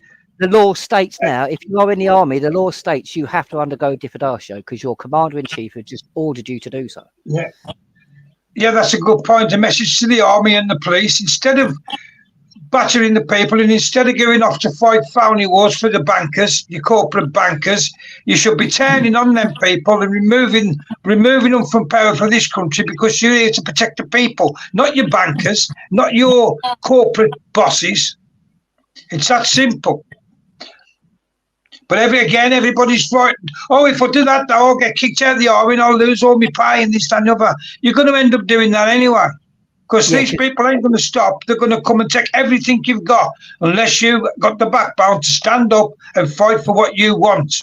Well, it's exactly that. I mean, take what's happened to the police force, the army, the fisheries, everything like that. So I'll just use the police force and the army in England. Just keep it to that, so it's nice and simple. The police force has been underfunded for so many years, and that is to create a situation of unlawfulness on our streets, because the people who control this know full well we are duty bound by law to uphold the laws in our own communities, and we're not doing that. The army are the same thing. They shouldn't be doing what they're doing, but they're being taught that this is their job and that's the thing. But what these don't understand is the police force is being decimated. The army is being underfunded and decimated because they intend to replace it. Now, anybody with any common sense is not going to replace something that works with something that might work. So they've had to spend the last 40 years at least destroying people's trust in these government authorities and these bodies, so they can go, right, we're going to do away with that because that's crap, as you know, and we're going to instead. I'll give you an example. In England, we used to have church services. It used to be called church services, okay? That was ended because of paedophilia, money mismanagement, and a whole lot. The same model was brought back, but it was called social services. Yeah. And that's what they'll do unless we actually stop it and change it. It's the same chocolate bar, different wrapper, and it keeps going, whether you're Labour, Tory, no matter what. Same as poll tax. Yeah. Poll tax came back as council tax. Same tax. just rebranded. This is why people sort of really, I think, rather than, this is truly where we need to start simplifying things. So rather than going for the person that sounds like he's the most educated, go for the things you can understand. I mean, it's like common law. I think personally, I know we're all born with inherent knowledge of right and wrong. I mean, you don't, even as a young child, you don't have to be told something was wrong to know it's wrong. There's often actions you've done as a child and you'd have that feeling of guilt or shame because you know you've done something wrong. That's inheritance. Most people can grasp common law. It's no loss, no harm, and not to be deceptive in your undertaking. So it doesn't mean you can do anything like most people misunderstand it, but it means we're allowed to do things unless it's prohibited. So if your actions do not cause harm, then you have not broken the law. There's no victim. If your actions have not caused loss, then you haven't broken law because there's no victim. If you haven't been deceptive in your undertaking, i.e. fraud, there is no crime. That is very easy to understand. It's when you get the statute system brought into it, is when it gets very, very confusing and people get confused. And people are so easily and so gullible. If me and you now was to be knocking on doors with bottles of medicine and saying, right, this will get rid of all the toxins in your body, what you've took from the jab, etc., etc. Even if it was true, that say, you're going F off, I don't know what's in that bottle. Exactly, you don't. So why did you go and line up just because some posh twat with a plum in his mouth came on the telly and goes, oh, you all need to go and get vaccinated. And you all went and lined up like bloody performing monkeys and lined up and had the jab. And you didn't know what was in it. And this is what my point is. Anybody else that had done that, going knocking on doors, they'd tell them to go and get stuff. But because the government said it, and because they're all brainwashed bots, they all just went and lined up without question and did exactly as they was told. Well, this is another thing where sovereignty comes into it, because people have to understand sovereignty. I mean, I know a French court has ruled on it, and I think an American court has now. If you've taken the mRNA vaccine, it has actually altered your DNA. So therefore, you're not classed as human. You're classed as a transhuman. A French court has definitely ruled on this. So technically speaking, you are no longer sovereign. And you actually, because you've been changed by a company, you actually become property of that company. That's what a French court ruled. So if you really want your sovereignty, you've got to start understanding sovereignty and how it can be undermined. Yeah. But Gary, people in the Netherlands who take the jab, the vaccination, they were so scared. They were so bloody scared that they accused people that didn't take the injection. They treat it like criminals. You do it for the other person. You do it for the other person. What? I didn't do it. I didn't take the vaccination. But you know, everybody. I'm playing badminton in the club. Everybody took the vaccination, you know, and they just avoided me, like I was some criminal, you know. Yeah. And when you and you didn't have this app on your telephone, you go to the market, you do your shopping like every other woman, and then you see it, a cafe, a restaurant, you want to go inside to go to the toilet. Then they say, no, you cannot go to the toilet because you don't have this on your app, you know? It was terrible. It was terrible. It's coerced. Really. And this disease X they're talking about now, just quickly now. All disease X's, ladies and gentlemen, you've already all been jabbed, ain't you? Right? So they're going to say, oh, disease X, they're just going to put some stupid number out. So many people have got it in this country and that country. Everybody needs to go and get a vaccine. People will line up again, stupid enough to line up again, get injected, and that's your disease X. It's the injection, just the same as COVID wasn't anything. Only when you have the injection did you start to have problems. You've got a brilliant immune system, 99.98 or something like that. So why do you want to go against that? It's got all the protection you need. It's protected people for thousands of years from all diseases. So why now do you want to go and have a jab for everything? It's disgusting. It's funny you say that, because I was talking to a few of my friends, and I mean, bear this in mind. These are all people with degrees, and one of them is actually going to go and be a doctor, things like that. These people are all jabbed. And all I done, and I mean, if I could have took a picture of their faces as I said it, I think that a picture would have indeed said 1,000 words. All I said to him was this. I said exactly what Gary just said. Our immune system is, I think it's 99.8% effective. Okay, of dealing with with diseases, stuff like that. The vaccine, at its best, it's been said, and it's actually now lower, but at the peak of it, the best results that you'd get from the vaccine was 93.2%, I believe it was. And I said to him, I said, you've all got degrees, you all must be okay with maths. At what point did you believe that 93% gave you a better chance than 99%? And with that, the looks on their faces was tell the picture, but it's like 2 seconds. Just referred to the thing. Peter William, are you the Peter from Canada? Because if you are, I'm thinking, is it Danny, Rafy? Is it what you? Because I said to do an open panel. Is it okay if we open the panel up and sort of like you two to answer a few questions and that lot in a minute? Yeah, that's fine. That's fine. Give me two seconds. Let me quick grab a coffee, and then if you open it up, and then I'll be. Sound done. Actually, I'm leaving you because I'm having another phone call. It's been very nice talking to you all, and thank you for having me.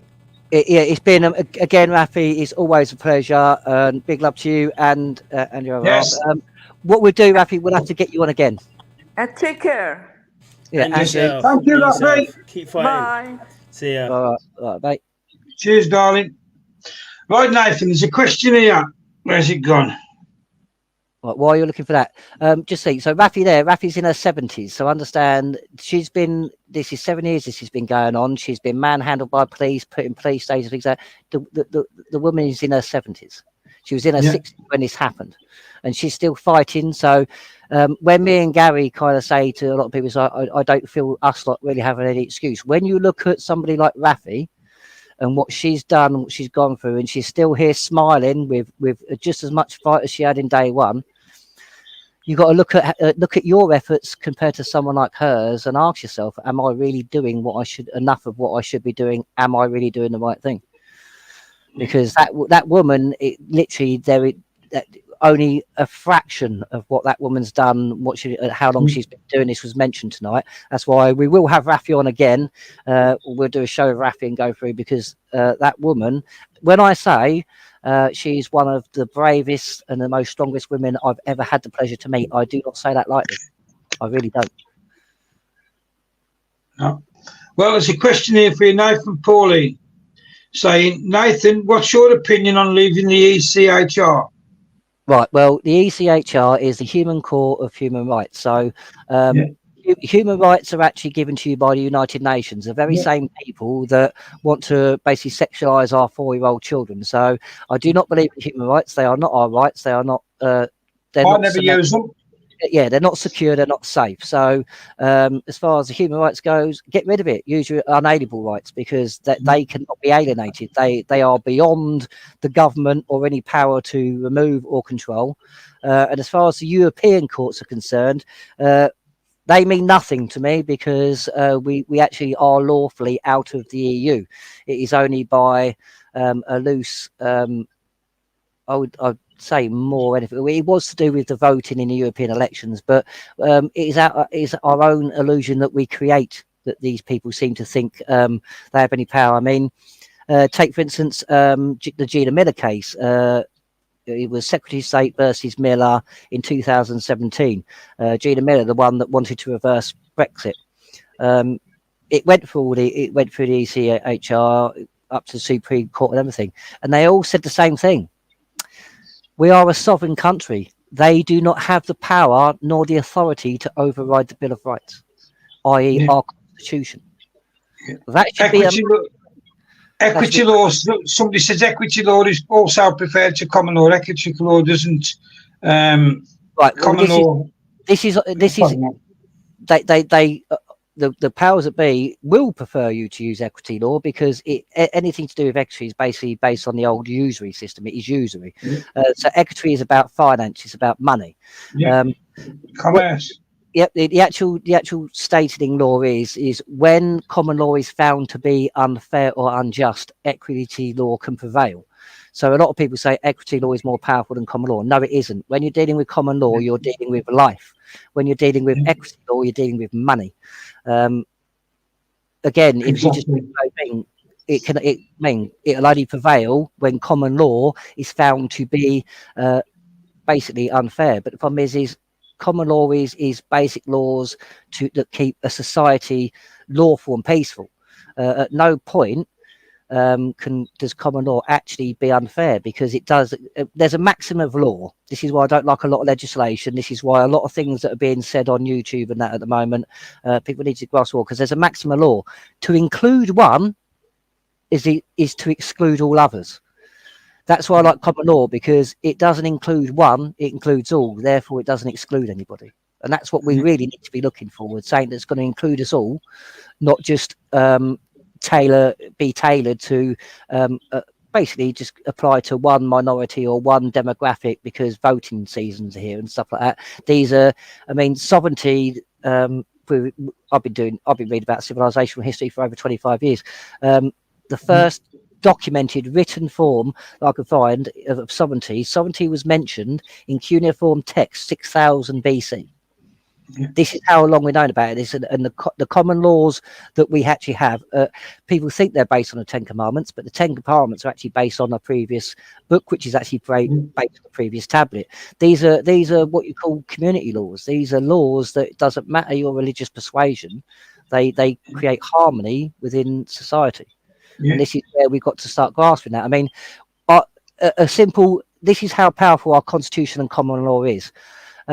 Up until the 90s, our constabulary was never armed because it didn't have to be, because the education system and the morals of society was so staunch and so ingrained that the police didn't need to be armed, but now they do. So I would rather go back to a system where the people uphold the laws, and when they uphold the laws, are actually obeying them. I'd rather go back to. I'd rather put our true system at the top rather than their system. I'd rather go back to when we all had our lives and laws and politics was based on morals and law, not what's in vogue at the moment, basically. Yeah. And Laura says, where did natural laws vanish to? Why older than common law with much higher, longer rights? Natural law's still there. What do you think your unalienable rights are? Natural law is common law. And it's also your unalienable rights are still there. That's natural. Yeah. Everything's still there. Yeah, basically, common law is natural law. A lot of people attribute, as I just said there, a lot of people attribute to the Bible and Ten Commandments stuff like that. Yes, it's there, but the Ten Commandments are actually also in the Egyptian book, which some people call the Egyptian book of the devil. It's not. They're actually near enough there, word for word, in that book. They've just copied them into the Ten Commandments, and then that you go back to the Emerald Tablets, and then you've got them in there again. So natural law, it should be a thing. But the reason why it's called common law is because we had people from because we had, for instance, different tribes, different things. So common law is basically a common law that's basically upheld by everybody. So what applies to me applies to you. This is why myself and Gary are so for the Constitution, because it doesn't matter what colour your skin is, it doesn't matter what religion you're into, it doesn't matter any of that. You have just as much of a duty as I do to make sure that society is lawful, the same as you. So we all have the same. It's not one or the other. It includes all and doesn't exclude anyone. Yeah. Oh, I'm off mute. Yeah, so basically, and Rob's RJ is correct. It's like saying to a bully, please leave me alone and down at me. You think he's going to leave you alone and down at you? He's going to keep bullying you until he's smacking back, basically. So Exactly. You know. Oh, you're back, Dan. So yeah, I'm back. But yeah. Right. what I'm going to do, two seconds before we talk, what I'm going to do is the people in the chat and stuff like that, what I'm going to do is I'm going to stick a link in the chat in a minute. So you want to come on. But before I say that, if you want to come on, you're not. What we don't do on this channel is a lot of what others do. You do not come on to attack anybody on the panel personally. You come on and you discuss a topic. If you attack anybody on the panel or anybody else that's not here in a personal manner, you will be removed and blocked from this channel, because it is not about personal attacks. As we've already spoken, it's now time to start discussing. So if you're going to do that, don't come on. If you're going to porn bomb or anything like that, so you're going to remove. If you are not respectful, you're going to be removed. It's not a case of we don't believe in freedom of speech. We do. That's why it's an open panel as we're in. But what we do believe in is morals and decency. So it's like listen, people can attack me as much as they want, as long as it's not. It's like it's like loads of expletives. You can attack me as much as you like if you want to just have a discussion, and we'll have a discussion. But if it's all effing and blinding and all that, then now I ain't interested, because that ain't a discussion. That's just. Let me change the word in there. You're willing to discuss certain things, but you're not willing to be attacked, and that's the rules of the page. There's no personal attacks. It's like Chrissy Morris the other night. We've never had any problems with Chrissy Morris when he's come on with me and Gary. As Chrissy says, he always sticks to subject because he respects me and Gary, because we've always been the same. I don't care what's going on YouTube or in any other things like that. You do not attack any guest personally. You do not attack anyone in the chat personally. You will be removed. We are adults. We are not in the playground. Learn to use your words and learn to use them properly. Attack the narrative. Do not personally attack the person. I mean, would you agree on that, Danny? Would you say that's fair? Yeah, that's fair. That's fair. Right. What I'm going to do then is, if you want to carry on with what you was going to say, Danny, while you're doing that, I'll grab the link and then I shall put the link in the chat for people to come on. Go on, Dan. Yeah, no, I wasn't really. I was just agreeing, with what you were saying earlier on, really. And that was it. That was about it, really, on that subject. But because I know you've been having some problems recently, Danny, and that lot, and it's for instance, some of the names have been called and certain things like that. So it's like myself and Gary have always said we want to create a situation where things are discussed. So I mean, and we go along the thing. If you have to personally attack someone, call someone names and things like that, you've already lost the arguments. There's no point being on. You should be able. You should be able to prove your points with facts. Yeah, of course, but sometimes when them facts come across, like when I give blunt facts to people and they don't like it, and then it's good to expose people, because the last few days, or probably the last week, I've exposed lots of people just by speaking to them and it triggering them, and then they go down that route. So then sometimes I think it's good to allow them to carry on down that route, because they get comfortable and then they expose themselves even more and more and more to their followers. Oh yeah, I said when we was chatting on WhatsApp the other day. I mean, I do agree in that, but we've also got to sort of also reserve certain pages. Like we try and reserve our page, this channel, so it's for discussions. So it's very mature. Open discussions about various subjects of how it turns out. So I do agree sometimes allowing someone to do certain things will highlight their narrative or their agenda. But at the same time, it's I think sometimes we can get sidetracked so much with dealing with that sort of stuff, we kind of lose the path we was on in the first place. But it's like I said, it's like all me and Gary want. We just want a safe place that people can come. And it doesn't matter if you're like us who are known or you're just a layman that just watch everyone. Come on and have your say. But just we're kind of trying to get that level where we can be respectful to each other even if we don't agree. Yeah. And I think personally, like you've been, like you've been happening with you, Danny. It's unfair. It's wrong. I think it's morally repugnant. And I don't mind discussing this if they want me to go on a channel and discussing this, but I think in the ways some people have acted towards you is actually abhorrent.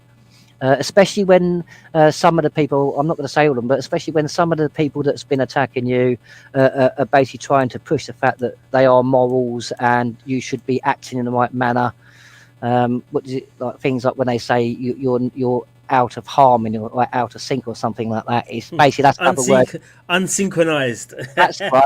That's the best word. That's the best. That is Yeah. absolutely the best thing I've heard for a long time. Yeah, He's unsynchronized. Yeah, if you understand what that means, that basically means he's not accepting what we say, and he doesn't believe in exactly what we say. So therefore, he's unsynchronized. Basically, it's a case of it's like, well, if you don't, you're either with me or against me. That's what I hear. But this is the thing.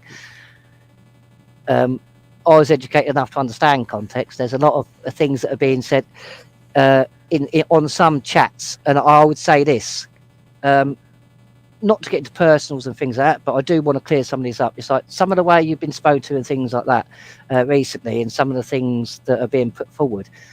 If we was to go back 20 or so years, and we was to apply the same kind of gusto, if you will, about words and context of wording as far as racism goes, if we was to apply the same rules as it was to the so-called white racist, how racist would they be?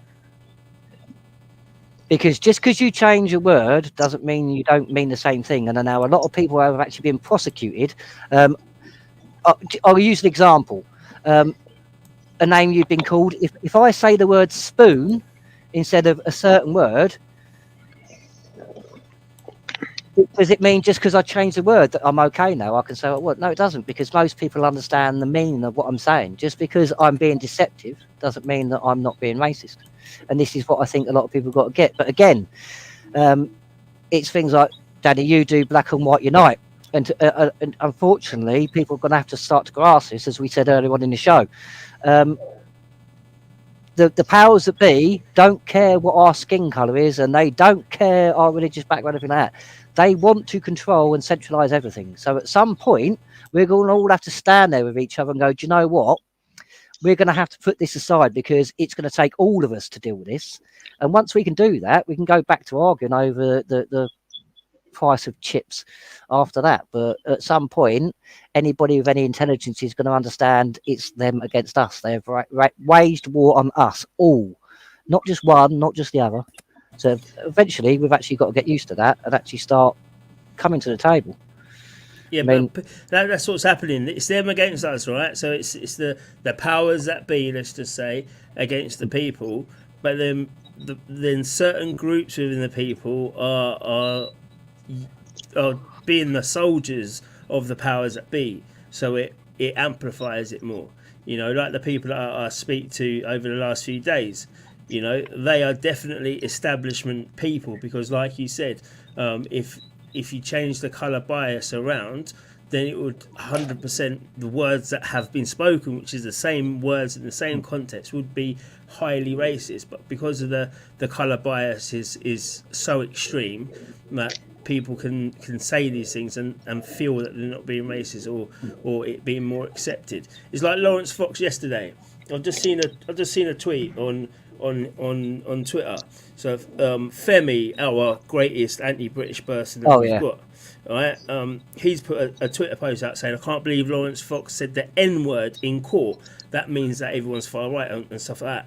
And then Lawrence Fox come back and said, yes, I did do that, but I put it in the context, okay, of a Tupac lyric of saying, well, if these words are acceptable for Tupac to be singing and everyone to be singing the words, the N-word, then surely you've got the judge has got to say what is racist and what isn't. You've got to find it now, because you're using one chart for one group of people and a totally different chart for a different group of people, which is not, you know, it can't happen.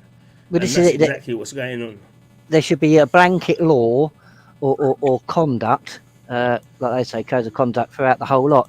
I mean, this is a problem. It's sort of like two wrongs don't make a right. And I think some of them don't really get that. I mean, like I said, I'm not going to attack anyone personally. We are going to move on for this. I just want to try and explain this to the people watching that lot to understand why we don't accept and why we don't do certain things in the same way other channels do. It's like on some other channels, like the one you're mentioning that you've been attacked. I mean, I actually get on with a few of them, to be honest, Danny. So I have a right conversation. But then again, it's like I don't think I've ever sort of said anything where it's sort of like butted up against them. But I do understand what a lot of people I deal with are like. That's the difference. But when I hear things like some people and you ICE people being mentioned, I've got to question that, because I'm like, well, if that was me saying that, I'm sure they'd have a problem with it, because they go, well, just because you're using different words doesn't mean we know who you're referring to. Yeah. And it's like that. It's like, I mean, it's like if we had the same yardstick, then I wonder.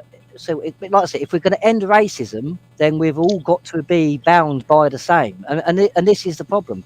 What mostly ended racism as what it was in the 70s in England was actually communities actually standing up and saying to the people, no, you're wrong. You're the one that's wrong. We don't want people like you in our community. It wasn't the government legislating or anything like that. In fact, actually, legislation's just made racism worse in this country, I believe. So this is the thing. It's like, at what point is it okay for one demographic to allow their people to do something, but they expect another demographic to not do the same thing? You know what I mean? It's like, if we are truly equal and you want equal rights, then you should be bound by the same as us. Exactly. That's what equal rights isn't about. Equal rights, though. Equal rights is about abusing one set of rights to then uplift another set of rights, which isn't equal, because you're uplifting one and a kind of repressing another. Goes to the maximum law. To include one is to exclude all others. That's the problem with a lot of legislation. Right, now, here's a question. Shane Polak, I think it is. What do you guys do to lead by example?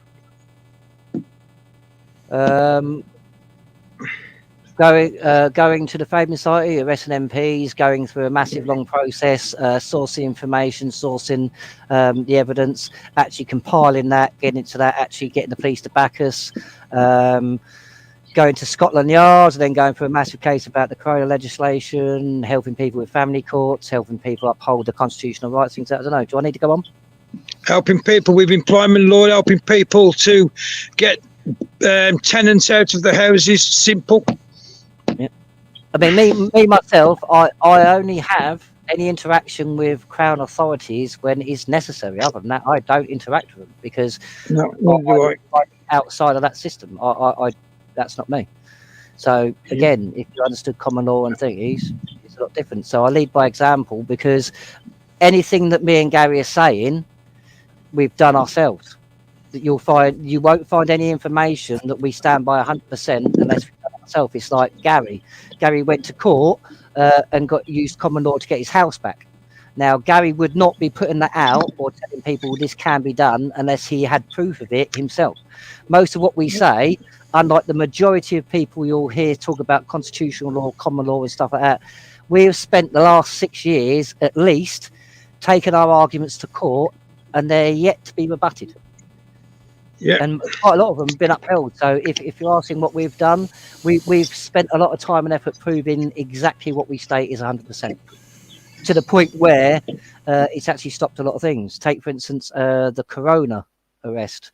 Many people had their cases dropped after my case, because I proved a lot of things within my case and proved a lot of things to be unlawful. And rather than go through the whole rigmarole thingy, they just quietly dropped a lot of stuff.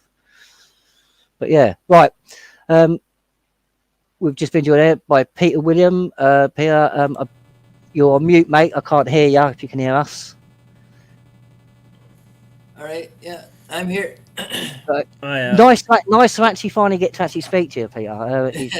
It's been one of that. Honestly, we've been so busy now. But, could you just tell everybody who you are, Peter, and what you do, what you're involved with, so and where you're from, so people can understand?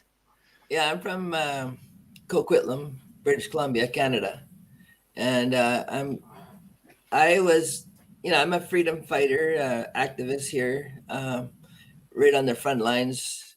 It's it's pretty sad situation. You know, a lot of people are asleep from the media. You know, the media just brainwashing millions of people around here.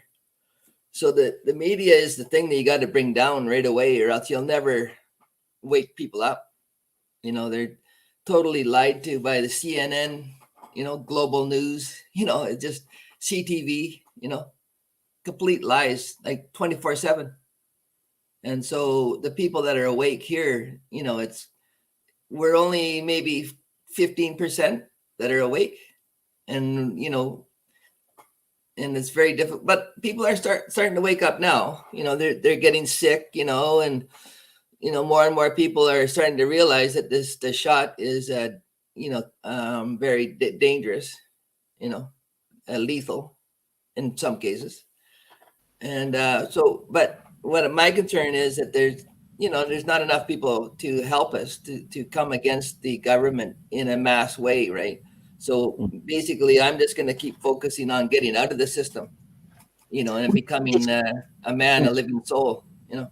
Yeah, a natural person's rather than an artificial person. Yeah. This is exactly it.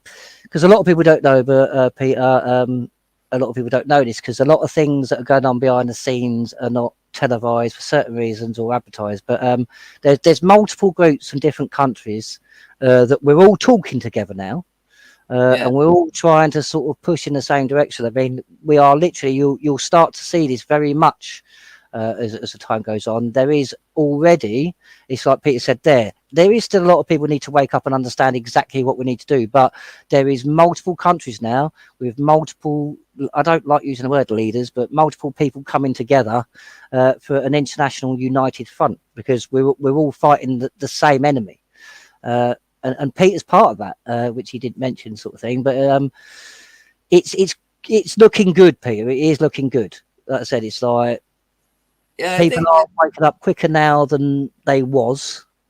Yeah, I think that with the farmers, you know, in the UK, all those pictures coming from those massive tractors, you know, ripping around and throwing stuff everywhere, you know, like that's really waking a lot of people up now worldwide, I believe. Well, yeah, because you've got France is doing it, Germany's doing it. You've got most people should have heard by now about the Canadian truckers and stuff like that. The farmers things like that. You've got the Netherlands doing it. Quite a few now, and this is a time. This is why myself and Gary have spent a lot of time trying to deal with a lot of things. Like I said, Peter, I can't apologise enough that we haven't actually been able to speak properly. But it's sort of like we can't do everything in a timely manner, if you know what I mean. So it's one of them. But we are definitely going to, like you say, we're definitely going to start doing more where your group, our group, and a few others, we're going to start doing stuff where we actually get together and talk and discuss, because we do need a united front on this. I think we've agreed on that many times, people, I think, but I think that is a general consensus people need to understand, isn't it? Thing really? is that you need a united front. Yeah, there's another trucker convoy going, they're leaving the area around here on May 15th, and then they're going to arrive in Ottawa, which is the capital, where our parliament is, right, in Ottawa, and they're under the British Empire, right? You know, the prime minister, he's a prime minister, he's not a president, so we're still under the UK control. You know, See that's the thing as well. I do want a conversation with you. I'm not going to do it on air because it's a bit long to get into, but I do think. But that is exactly it.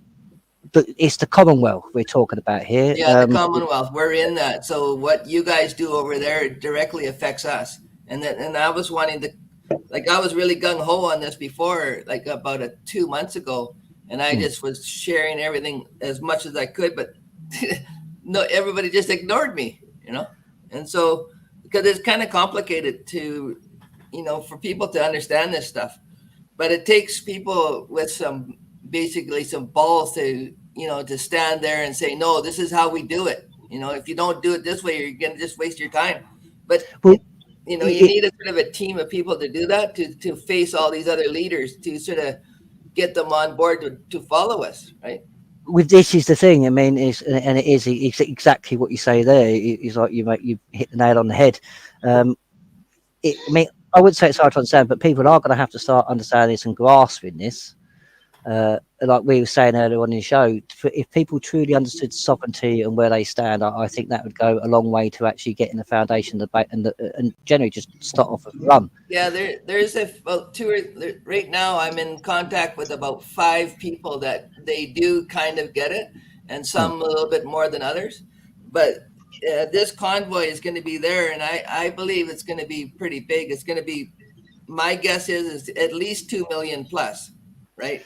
Because we was talking before, Peter. I never got a chance to ring, but it's sort of like I did mention to you the fact that we're going to be doing a similar thing of going to a place and meeting up and trying to get people to mass.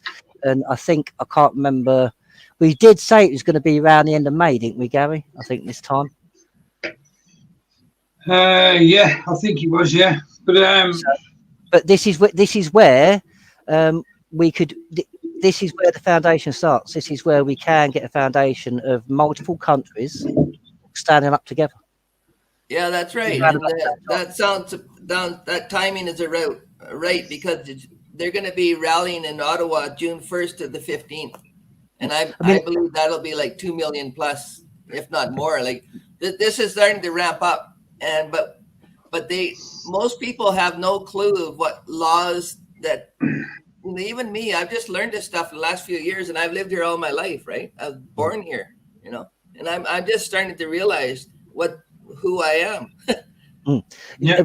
Funny enough, that's we all, myself, Gary, we all sort of go for that. When you start learning this stuff, it's like I say the same thing. It's like I wake up every morning realizing that I know less today than I did yesterday. That's the weird thing about education and learning. But because this is the thing, because a lot of people don't know. Some people come on when we did the trial march last year.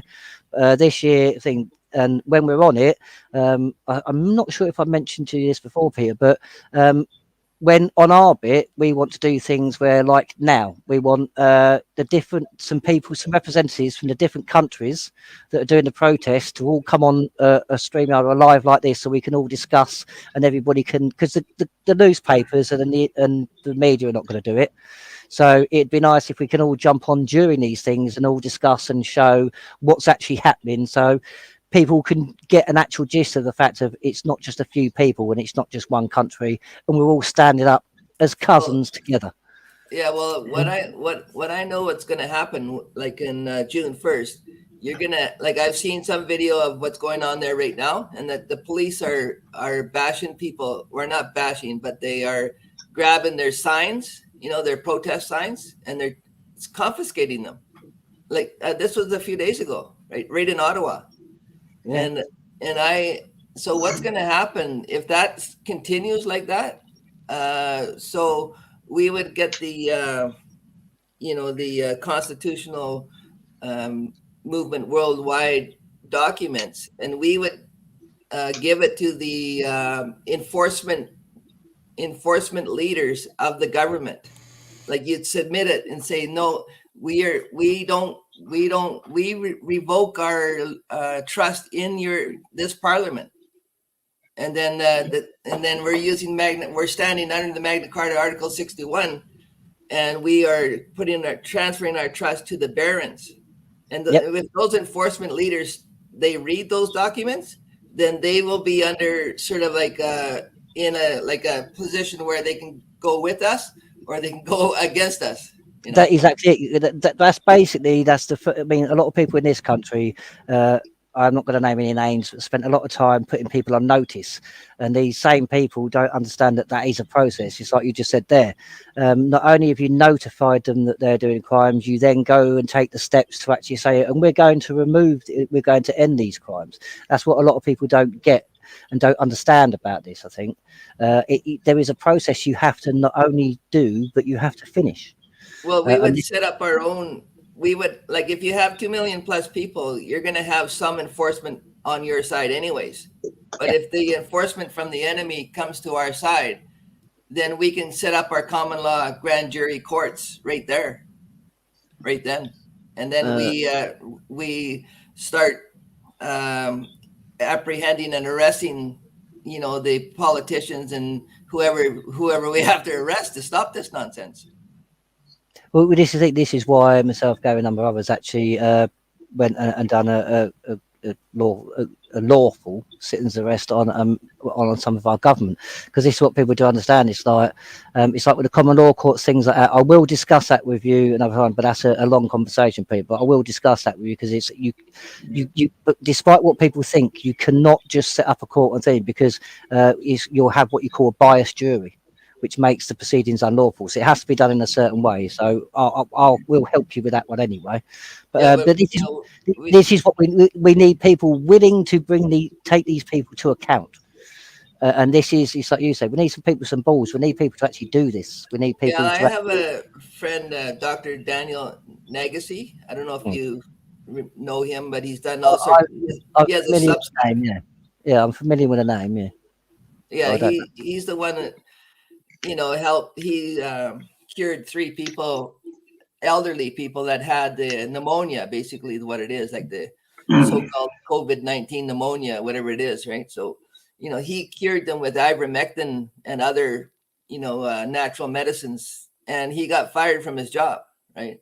And then, we've been in the courts, in and out of the courts, because he tried to bring in a case against the government, a family court judge and the attorney general, here in Canada, and the judge just basically said, you're not going to be. They didn't allow him even to have a case, right? So we are at the point where they obstructed justice, right? And so he's one that could, like, he's one that could lead it, or not really lead it, but he could be one person that could speak out, And then he is also in the National Citizens Inquiry about the COVID-19 fraud, basically. He's done the testimony in there, and so there's lots of evidence, lots of factual evidence that this governments are criminal right now. Well, this is the thing. I think we've gone past the point of discussing the problems. It's like now it's a time, and like I said, Germany's doing it, France is doing it, things like that. We have got to stop, especially, and I'm just talking about the UK, we have got to stop this thing where we think turning up for a couple of hours a day, then going home is doing something. It's not. Yeah, no, you got to have, it's exactly that. You be ready to go there and stay there till the job is done. You know what I mean? It's like, you got to submit the documents and then say, no, we're withdrawing. You don't rule us now. Our consent of trusting your rule is over. And then we're looking into making private members associations where all living men and women, living, breathing men and women can join our private members association, which would form a new sort of administration to look after our affairs, right? So you're talking you're talking about direct democracy, basically a true grassroots democracy. Yeah, they're called private members association, where you basically create a whole new administration to look after your services. Basically, you don't want to use the word government, right? So it's like an association that would cover all trades, all aspects of life, but it would be under like equity and common law, Yeah. Well, this is the thing, because we often say this, because a lot of people sort of seem to think that if we go along these lines, it's like, everything, all the contracts and the bins won't get picked up. It's like, and as I keep saying, it's like most governments, especially in the Commonwealth, are the same. Our government actually takes longer off than our children in the summer. They take off about 2 months. So if going to fall apart, why doesn't it fall apart every year when there's nobody in Parliament? Literally, it's like the whole way through summer, you've got people go into an empty building with nobody in there saying, let's drag them out. Who are you going to drag out? The janitor. I mean, the caretakers, he has got no power. So what you're doing. What we need to do is go to other places. I'm not going to say this online here, but we need to go to other targets of where we actually need to go. But this is the thing. It's getting the people motivated and moved. I mean, a lot of people seem to think, saying that, you're from Canada, so the thing is like that when a lot of people will be aware of the truckers. Now, in that trucker situation, and this is why people got to understand, we've either got a choice. We will lose everything and it'll be with our consent, or we can try and fight and keep everything. We may lose everything, or we may keep everything, but that's our two options. But take the truckers, the first truckers, when the first convoy in Canada, they stopped bank accounts. They even stopped your so uncalled, apparently untouchable crypto wallet. They actually stopped people's crypto wallets. So we've got a lot of people who seem to think, well, they've dumped all their money in crypto, so they're out the system, they're fine. Well, they can get into your crypto wallet. Canada proved that. Like I said, we're going to have to deal with this head on. There is no shortcuts. There's no gimmicks. What this it takes people and their sovereignty. And people have got to start grasping that. And you've got, if you're not part of the solution, you're part of the problem. If you are silent, you are consistent. That means you consent. That means you are just as culpable as the very people doing this thing. So we've got to start understanding some of these things. Yeah, I mean, if we just make a basic list so the average person can get their head around this, that'll go a long ways, right? I mean, because like I said, there's a lot of people, because we don't get, I mean, we get bits about Canada and other places, but we really don't get a lot of publicity from a lot of the things that go on in Canada. So is there anything you can tell us now that the people won't be aware of but should be aware of that's happening in Canada? Well, yeah, well, Trudeau is the prime minister. He's in a lot of sort of heat right now. But the thing is that the justice system is full of Freemasons, right? I'm from a family of some judges that are related to my family, and then acquaintances to my family, right? So I've done some history looking them up because I know them personally, right? And I would say most judges are Freemasons. Right. And, hell of a lot. And so when you go into these courts, good luck. They're very wicked, man. Well, and I've never seen anything like it. And I had a case dropped on me when I refused to wear the mask, and I got charged for not wearing the mask. But then when I went down to the local court, I said, I do not contract with this corporation of British Columbia the whole time I'm here. And they asked me, like, there's a rule of 3A. The sheriffs asked me 3 times, do you understand? And I said, I comprehend, but I'm not contracting with this corporation. And they left me outside for an hour and a half. The sheriffs went back and forth in to talk to the prosecutor and judge, and then they dropped the case. And I said, well, why did you drop the case? I wanted in writing why you dropped the case. And they wouldn't give it to me, so these courts are corrupt. So a lot of these people, they're all caught up in this political arena drama. And then pretty soon this Trudeau, this guy's just going to walk away free. Well, this is why, because it's like, especially with us, when we was in the Dragons and moved over to CMW, one of the main things we kept getting is where's the proof? Where's the proof? Where's the proof? Where's this? Where's that? So, like I said, myself, Gary, CMW, we spent the last 6 years loading the courts and going through court cases to address a lot of these things, and we got a lot of things upheld, a lot of things proven. What a lot of people don't realise is the system is committing fraud. Yeah. So it's not going to admit it. The system is criminal. It's not going to admit it, and they definitely don't want to admit to you that you've got things that are more powerful than what they've got. So they don't want to admit Constitution and common law and stuff like that. But at the same time, this thing, it's like I'll say so it is the same in Canada. I mean, to use an example, say like the artificial and the natural persons. Now, if you talk about anything like that, like the legal fiction or anything about trust, people go, oh, you're freeman of the land. But the thing is, I got all my information about the artificial and the natural persons from Blackstone. So if Sir Blackstone wasn't a freeman of the land, how can I be?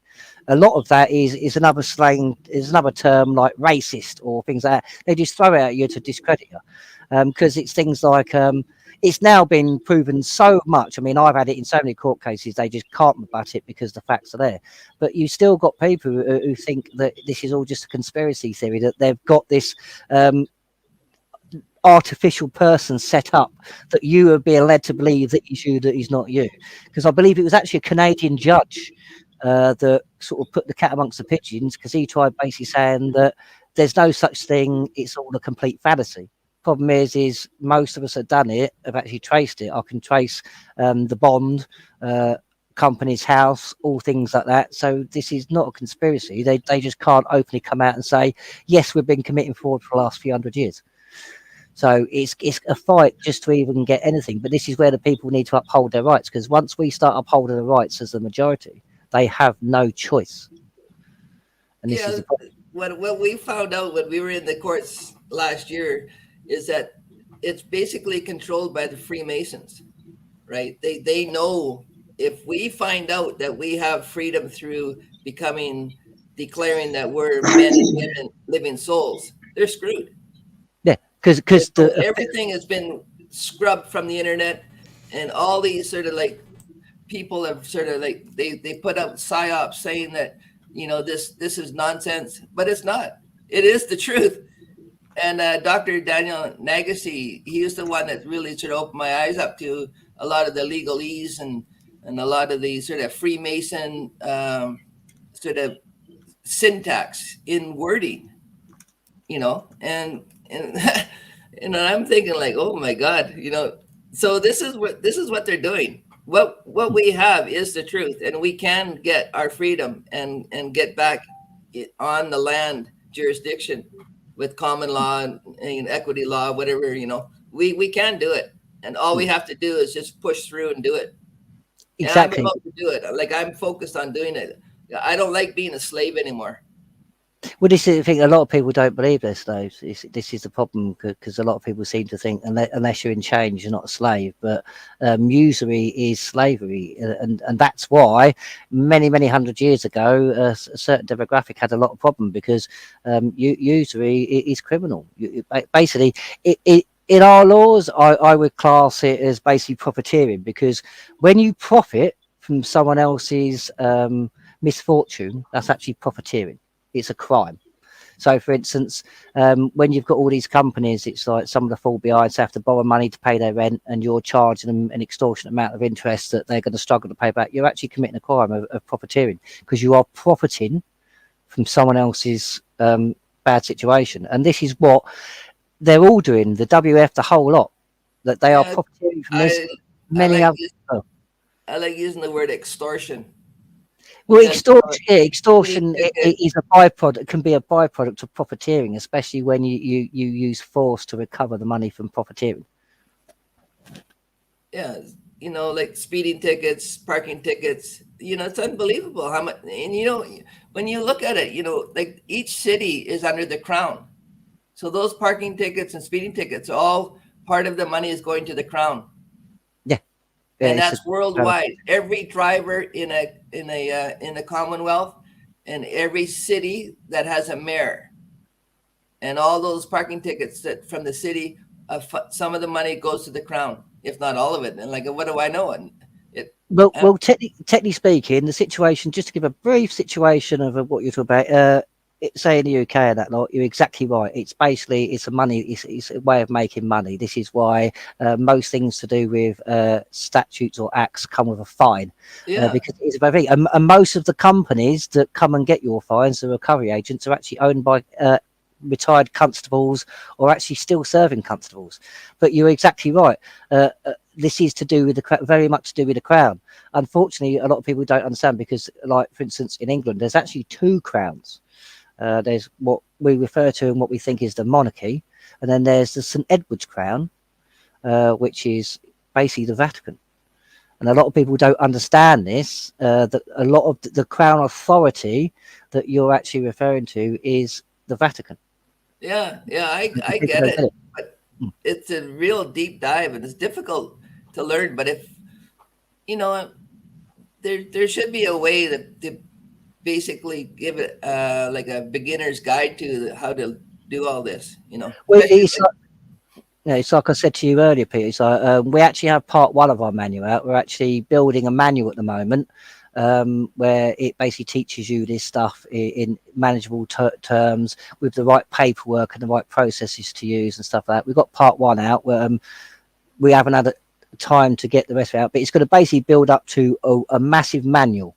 So for every Crown authority, every situation you will deal with, basic, not everyone, but all the basic interactions you'll have with Crown authorities, you'll have a section dealing with that in this manual. So it'll deal with constitution and common law, mainly common law, because common law is pretty much universal across many jurisdictions, across many countries and stuff like that. But that's getting into, we're doing that. We're also, CMW are going to be doing a pack. So there's a series of basically educational videos, because that's what Constitutional Movement Worldwide is. Myself and Gary co-founded it together as an educational movement, because we actually want this back in the education system, our rights, the Constitution, common law, and what we should live by. So we'll be doing a series of videos. So if, like, for instance, instead of us having a tour of the country, all it will take is a big TV or projector, and then multiple people, would have to do is hire a hall, get people there, and then play our videos, and there it is. As well as you'll have the book, and as well as other bits as well. But it's like I said to you as well, Pete, it's like what we'll have to do is we'll have to set up another show, try and get your audience in, and then we'll do it where we answer the questions. Remember what I said earlier about like the hot seat, where was it you? Was it Lee? I think it was Lee, I think. But if we do another show where, like you say, the basics can be asked and answered, as well as there can be links to sources and stuff like that. So if you like, we'll do a dedicated show for Canada, and we'll go through some of the history, some of the common law, and hopefully answer the questions that are needed if you want to. Yeah, I got a little confused by the timestamp you put on, and then I just before I was about to leave, I came back to the computer and they're live already. But so the timestamp was a little bit off. It looks like. Yeah, that was my fault, because basically when I set the stream up, I was pretty much doing about 10 things, and I'd done it so quickly I wasn't concentrating. So it is 100% my fault, and I've kind of sort of. Yeah, just as long as I know that it was a mistake, and not because I was trying to figure out, because we're 8 hours ahead from you. Yeah, no, it's completely like, oh my God, I'm gonna have to wake up at 4:30 in the morning to get on the live. See, I mean, I'd absolutely love to be able to blame somebody else, but unfortunately, it's 100% my fault. I wasn't paying attention enough when I was doing it. I was trying to do it. As long as I know that I was doing it properly, you know. No, it was my fault, so everyone can blame me. I can't even blame Gary on this one, unfortunately. But yeah, but what we'll do is at some point we'll set up a show dedicated just for Canada, and we'll go over a few things. So you just keep in mind that we're 8 hours ahead of you. So. Well, this is the thing. This is why we'll do a show designated, so we can work out the time difference. So what time is it there now, where you are? It is basically 10 o'clock now, 10 o'clock p.m. Yeah, here is 2 o'clock. So what we do is we'll work out. I mean, I'm usually up quite late doing paperwork and that anyway. Gary's usually sort of up late doing certain bits anyway. So we can do a later show this end, so it's a more of a reasonable time for your end. So we'll sort that out. Yeah, because this is basically this is what we need to be starting to work towards. If we're all fighting the basic fights instead of all trying to be clever, and all the countries are standing up against the same thing we are, it's the WF, what they want to do, centralisation of all minerals and all things like that, then we can truly unite and all countries can work together. Imagine the power, and imagine the sheer strength we'd have if multiple countries all was pushing in the same direction. So what I try to tell people here is that these elites, they will not listen to you unless you document it.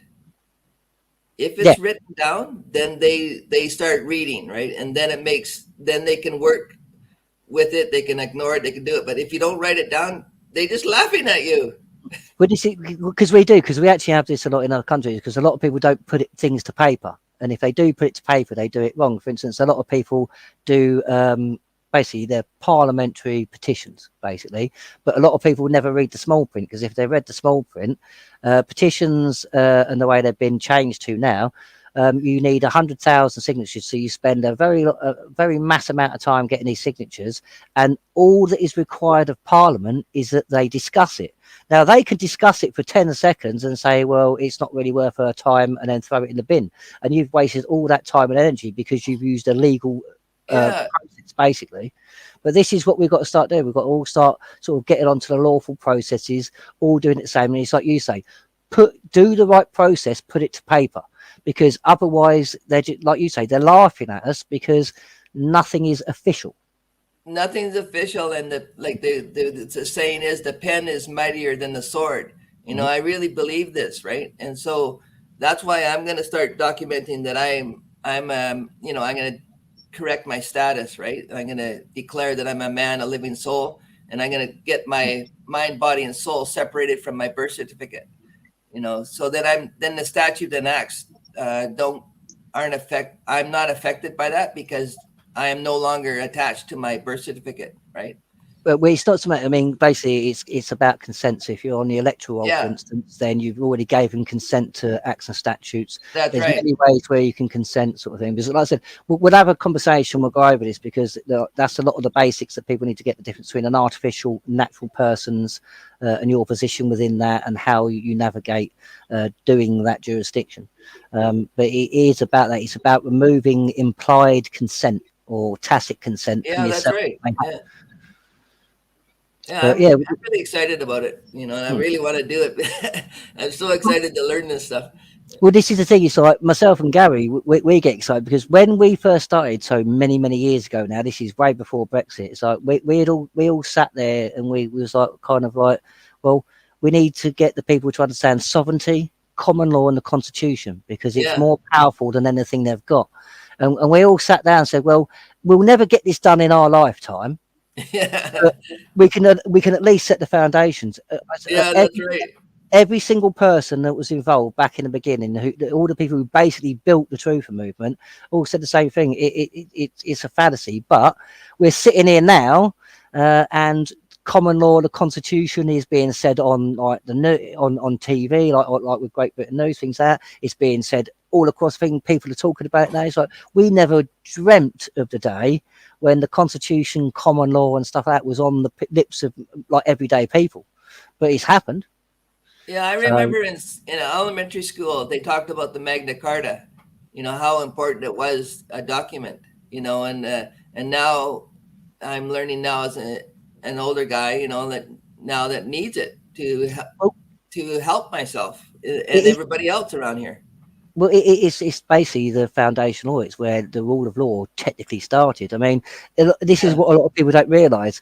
The Bar Association actually pledges allegiance because any lawyer, barrister, who's passed the bar, we naturally assume that they work for the people and they have a duty to us. They don't. Unless they're put on their public liability to act for the public, which is extremely hard to do because most of them don't even know it, so they just ignore it, then their oath to the bar, their allegiance to the bar, then becomes higher. What a lot of people don't realise is these lawyers, solicitors, judges, and the Bar Association itself pledge allegiance to the Magna Carta 1215. Oh, they do? They very much do. Yes, that's why when we do our things in Runnymede, there's just across the road and up the hill a bit. There's a big monument that the Bar Association's put there, and they come back and they reaffirm their loyalty, basically their fealty to the Magna Carta. Yeah, that's important. I'd like to see that document. It's not a document. It's an actual statue. Basically, it's just like a bandstand looking type thing. But they must have an oath where they read out or something, don't they? Yeah, they do. When they go there, they have speeches and stuff like that. I've never actually been to one myself, but I sort of wouldn't mind going along and have a look. But it's very weird in Runnymede because you've got basically the Bar Association statue. Then literally about 10-20 feet from that is the start of the JFK Memorial. There's pretty much basically a plot of land that is basically was given to the Americans. So it's not even English, technically classed as English soil and stuff like that. But this is all in Runnymede. This is why we went to Runnymede, because it's the birthplace of the rule of law. Have you heard of the 12 presumptions of court? It's the 12 presumptions of law. Yes, you have to rebut them before anything else. Yeah, rebut them. So you can rebut that oath that they take to the bar. Yeah, that doesn't come with the 12 presumptions of law, but I mean, you can't rebut their oath because it's their oath, but you can prove that they've gone against their oath. Yeah, there's 2 oaths that they take, one to you and one to the bar. Yeah, if you're talking about judges, yes, most people don't understand this, but yes, every judge has to take 2 oaths. One is to the Bar Association, one is to the coronation oath, technically speaking, because in the UK, every judge is duty bound to uphold the constitutional responsibilities of the Crown, but many of them don't. But then again, you have to actually go into court with the right wording, with the right process to actually uphold that. And many people don't. Most people still run around and think that shouting, "I'm under common law," you're not under common law. We're a common law jurisdiction. So that phrase itself is invalid, it's moot. But a lot of people just seem to think, I'm under common law, I don't contract, and they think that negates them. That's not how you do it. It's like we're saying tonight, you have to deal with the lawful process. That's why a lot of things don't go anywhere, because people don't complete the process. Yeah. There's another maxim of law. He who leaves the battlefield first loses by default. So unless you are willing to see it to the end and you leave, you've lost by default. You've given up. Yeah, well, what happened to my friend, that he was charged with trespass and for not wearing the mask, right? You know, and he was fighting it almost to the end. But then when he was proclaiming he was a man, a living soul, right in the court itself, even he was trying to do this within the court case. And so then the judge threatened him with 1 year if he continued to go the common law route. And so then he stopped, and he got a $500 fine. But as far as I know, the document for him to pay the fine never came to him. It was just all intimidation. And that case actually took a year and a half, and there were 6 people charged with trespass for not wearing a mask in the coffee shop here. Well, I would argue that's no case to answer, because it basically, an open door is an open invitation. So if it's a place basically patronised by the public, like you say, like a cafe, there is basically an implied right of access. So unless that has been removed, and there is that you can't say anything about a mask, because that just doesn't. That's just weird. That should never have got anywhere near a court case. But this is the problem. This is how and this is why I as I said, I like people from other countries and other patriots coming on, because you'll start to see that this is everywhere. This is our courts have been politicised, not just the civil courts, but the criminal courts have been politicised. Yeah. And until we actually stand up against this, it's only going to continue. Yeah, that's what I see. Yeah. But don't mean to be rude, Peter, but it's like we've got questions. Some of them, actually, I might pass to you, but no problem. I have to get going too. But you have to jump off, yeah. I'm definitely going to pursue, whatever, we have to keep our eyes open. Yeah, we got to keep our eyes open to where the big movement's going to happen, and how we're going to bring this sort of world takeover down. This is where we need a united lawful front, because this is what a lot of people don't understand. Myself and Gary have done things other people tried and been arrested and done for, but the reason why we wasn't, because we did it lawfully. Yeah. Okay. Thanks for coming on, Peter. And yes, we will set up a Canadian show at the right time designated for you lot. Definitely, I'll be in contact a bit more. I mean, it's just the last couple of years for me and Gary, it's just been so busy. I barely get 5 minutes, but I'm starting to get a bit more time freed up now. So we are going to be working on this, multiple countries all coming together, and we're all going to start pushing in the same direction. Yeah, there's a big movement already, started now. So I think we just jump on the back of that, and away we go. Well, it's the thing. The movement started a long time ago, sort of thing. It's like for some countries it started at different times, but it's like it's already there. We know who the enemy is. Yeah. We know that the main brick wall that's in their way is our sovereignty. That is our biggest tool. So let's start using the very thing they are scared of. Yeah, And then excellent. We'll get, but yeah, thanks for coming on. It's been good. Definitely gonna have to come on again. Yeah, And we'll excellent. definitely Thank you. sort that stuff out. Right, Yeah. take care. Thanks for coming on. Yeah, God bless. Take care. Yeah. No, Bye. Now, if you're gonna have to look at the comments because my battery's gone flat. right. Yes, I've just seen it. I'll just see, where did I just see that? James of the Isaac family. I thought you guys were answering questions from the chat. Yeah. We are James. It's just I was talking to a guest, so I didn't just want to sort of thing, but we'll go over them now. So let me go back. Right. So I take it, James, it starts from your question. Surely Article 61 takes you away from statutes and instruments. Yes, it does. It actually clearly states in the. This is why a lot of myself and Gary know a lot of people haven't actually read Clause 61, because when we was at Runnymede, there was another so-called leader of another group who claims to be a common law expert who said to do things that are not actually in 61, are actually forbidden by 61.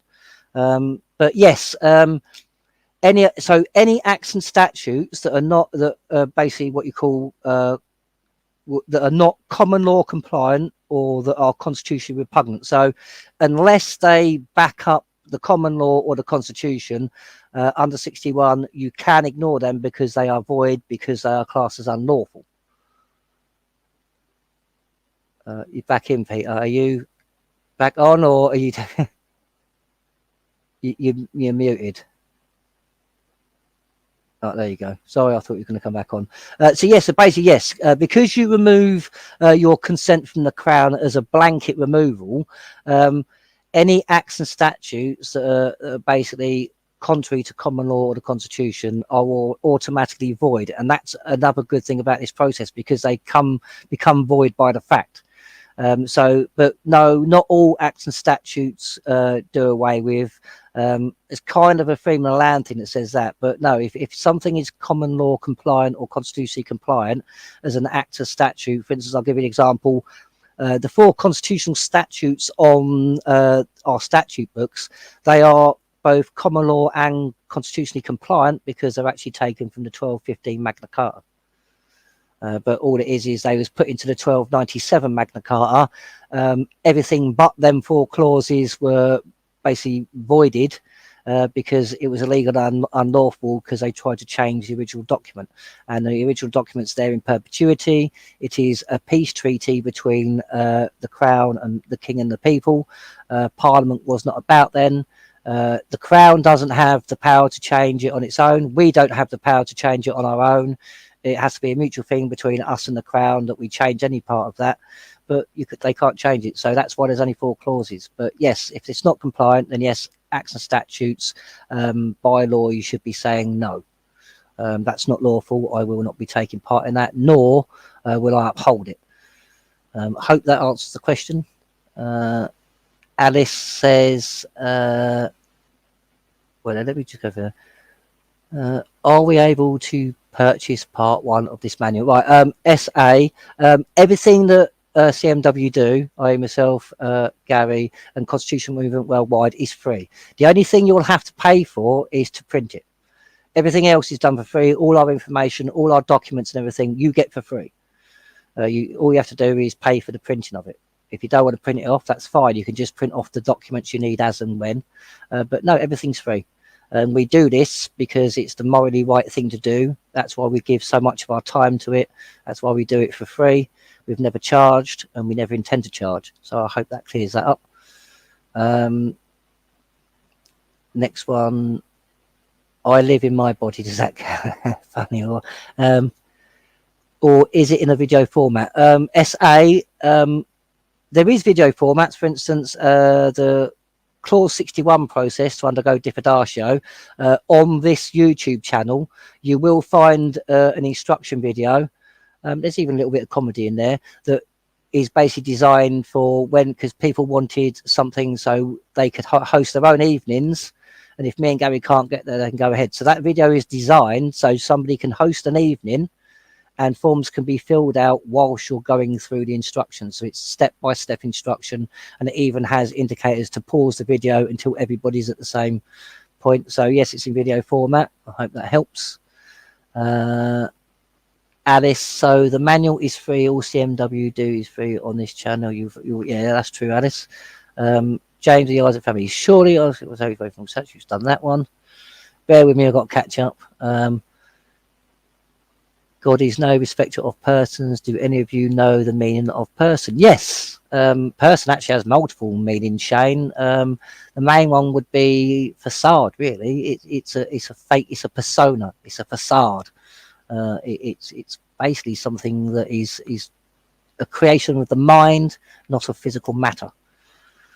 Hope that helps you. If not, if you do want to basically, depending on where you live, but for instance, say you live in England, I take a bit of blame for this, because when I first started, I did use Black's Law Dictionary, because we do things with people in America, the Philippines and other places, and they do use Black's Law Dictionary. But Black's Law Dictionary is not as good as people think, for one, and two, English, all the courts in the UK and in the Commonwealth use the Oxford Dictionary of Law for definition. So if you're using Black's Law Dictionary, it will get ignored, because the definition you want to use is actually in the Oxford Dictionary of Law.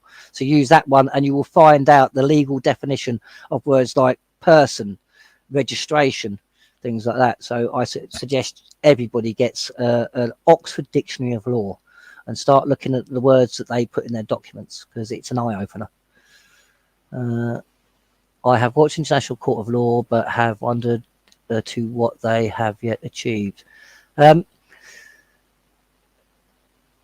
Laura, I was actually asked to be part of that, to the point where I actually was at one point having lots of conversations with the head person of the International Common Law Court, to the point where he was pushing me to basically become a sheriff under the London group. Unfortunately, as he said, that people this end wasn't as up on it as things like that. They've done a fair amount, but again, without the people's backing, you've got basically a small group of people going up against the world's biggest institutions with unlimited resources. So unless you pull your sovereignty and we all use the collective power of the people, there's not a single person that has the money or the resources to overthrow these people with force like they can us. So hope that helps. Do you want to chime in on anyone's going, or shall I just answer? Just carry on now. You're doing well. Makes a change for you to lead it, for the change. I don't know. It used to put me in a hot seat quite a lot. We are going to do that though. But yeah, well, I think international courts are symbolic. They can't enforce. Did you know that? I did actually know. Well, you say they're symbolic. They are and they're not. They're symbolic in the actions at the moment per se, but they common law is enshrined in stone more than any act, statute, or government legislation in the world it ever has been. I mean, technically speaking, like I always say, common law was actually started with a statute. It's just the statute, the kind of how statutes were when common law was first basically put together by Alfred is not the same as what we call statutes today. They're not used in the same, they are not the same entity. So it's very different. But common law started with a statute. That statutes have their place, but as though their place has to be where they're backing up common law, not contrary to it.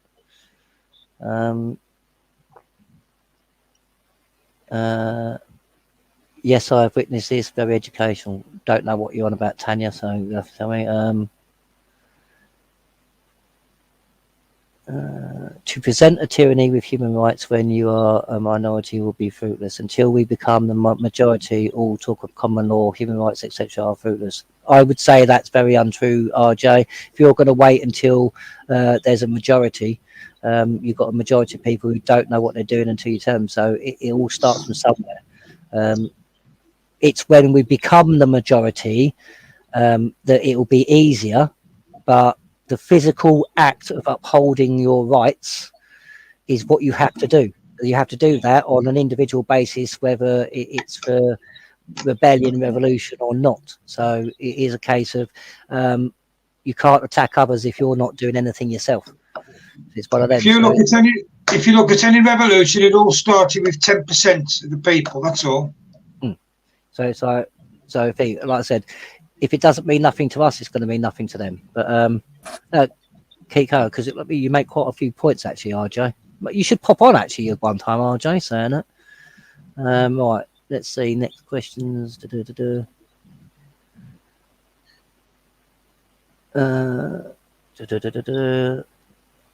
Thank you. Need to take yourself off the voters' roll at Lawful. Yes, yeah. You can't be on the electoral roll, because if you're on the electoral roll, you're basically giving consent to be governed. So therefore, you'll be complicit in the treason.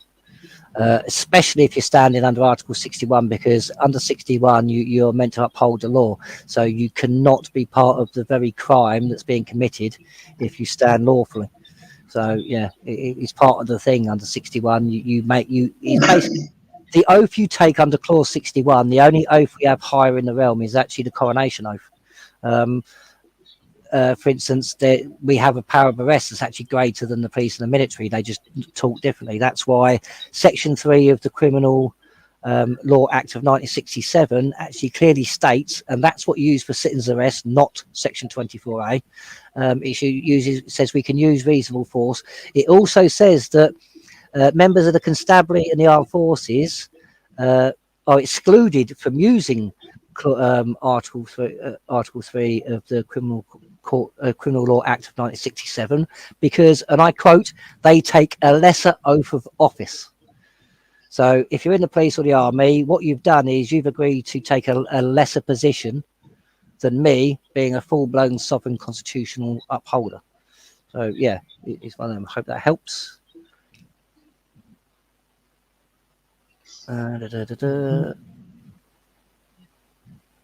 Bear with me, just going through it.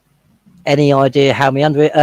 This is a problem. To get numbers, it's very, very hard because the people we had in charge of, for instance, posting or giving out the packs or the forms forgot to get, well, they forgot.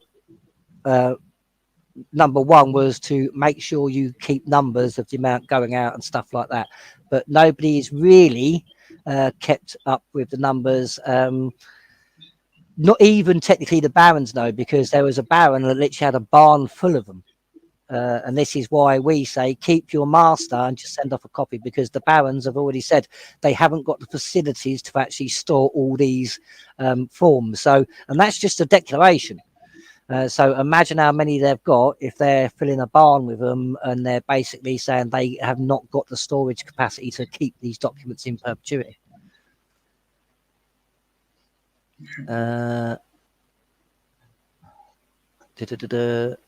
Law. Yes, we don't have a common law police force.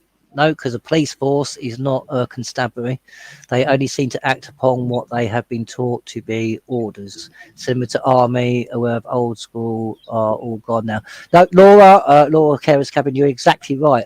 A constable, basically a member of the Royal Constabulary, is different to that of a police force because it's the constabulary.